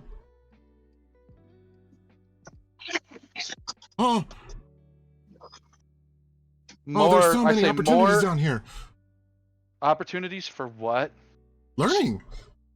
Oh, there must be so much knowledge down here. So many things to see. I can get you a knowledge dump right now if you would like it. He sits. I look at Krickendolt and say, carry him back to the car. Wait, what? You want knowledge? Krickendolt is a great first-hand source on bearded devils. Moreover, have you ever seen a siege vehicle? An infernal machine, and I gesture at one of the massive vehicles that are set in the horseshoe shape around the tents. That's what those are called? Would you like a first-hand look at one? Yes. Krickendolt, take him back to the car. Krickendolt is very confused, but complies, and it's like, do I carry him? Do I grab his hand? If he goes out of game, my thought is if he goes willingly, then no. If he goes unwillingly, then yes. Either way, he's going back to the car. We have too many things on our plate right now. No, he goes willingly. So what kind of things do bearded devils eat? Oh, I bet you have to do some kind of special manicure for your beard. Did your hair get shampooed recently? Boston is absolutely laughing as our adventuring party walks the opposite direction of them, and I hear that conversation going off behind us. I foresee him and Krickendolt being fast friends by the end of this.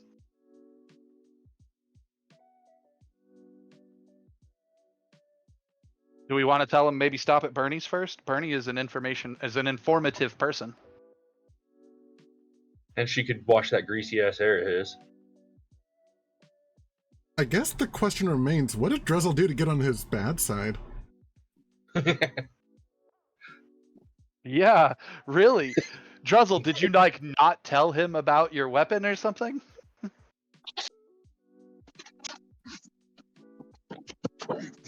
Druzzl honestly doesn't remember. Too much has gone on since then. Too much ale has been drunk. Too many punches to the noggin as well.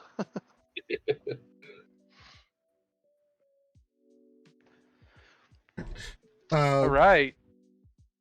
Yeah, if nobody else suggests it, which I think it sounded like Gilwin kind of agreed with me, when he asks about the hair as he's walking away and I'm laughing, I just glance over my shoulder and I say, take him to stop by Bernie. She'll get a kick out of him. Oh, okay. I mean, with the greasy hair and everything, she's gonna have her work cut out for her. Yeah. That's what I was saying. Do you have some gold coins? Oh. I mean, we did tip her 100% last time, but yeah, here's 2. You beat me to it. I was trying to look at my inventory to see if I'm even carrying any. I've got like 160. Yeah, I'm not carrying any. I have I've always 19. Always kept a little spending money, but knew that Gurk had the rest of the money. I love that it went from Gurk just holding my money to Gurk holding everybody's. Well, it was originally just Gilwin wasn't interested in loot, and then he noticed he was just taking it all anyway. So, hey, if I needed some money, I'm just gonna ask the. So you're gonna do when you became stoned, you did the same thing that Boston did, and that's that. Assume that whatever money Gurk's carrying is also gonna pay for you. Got it. It's a stone thing. It's fine. Traveling with the party, my expenses would be covered no matter what.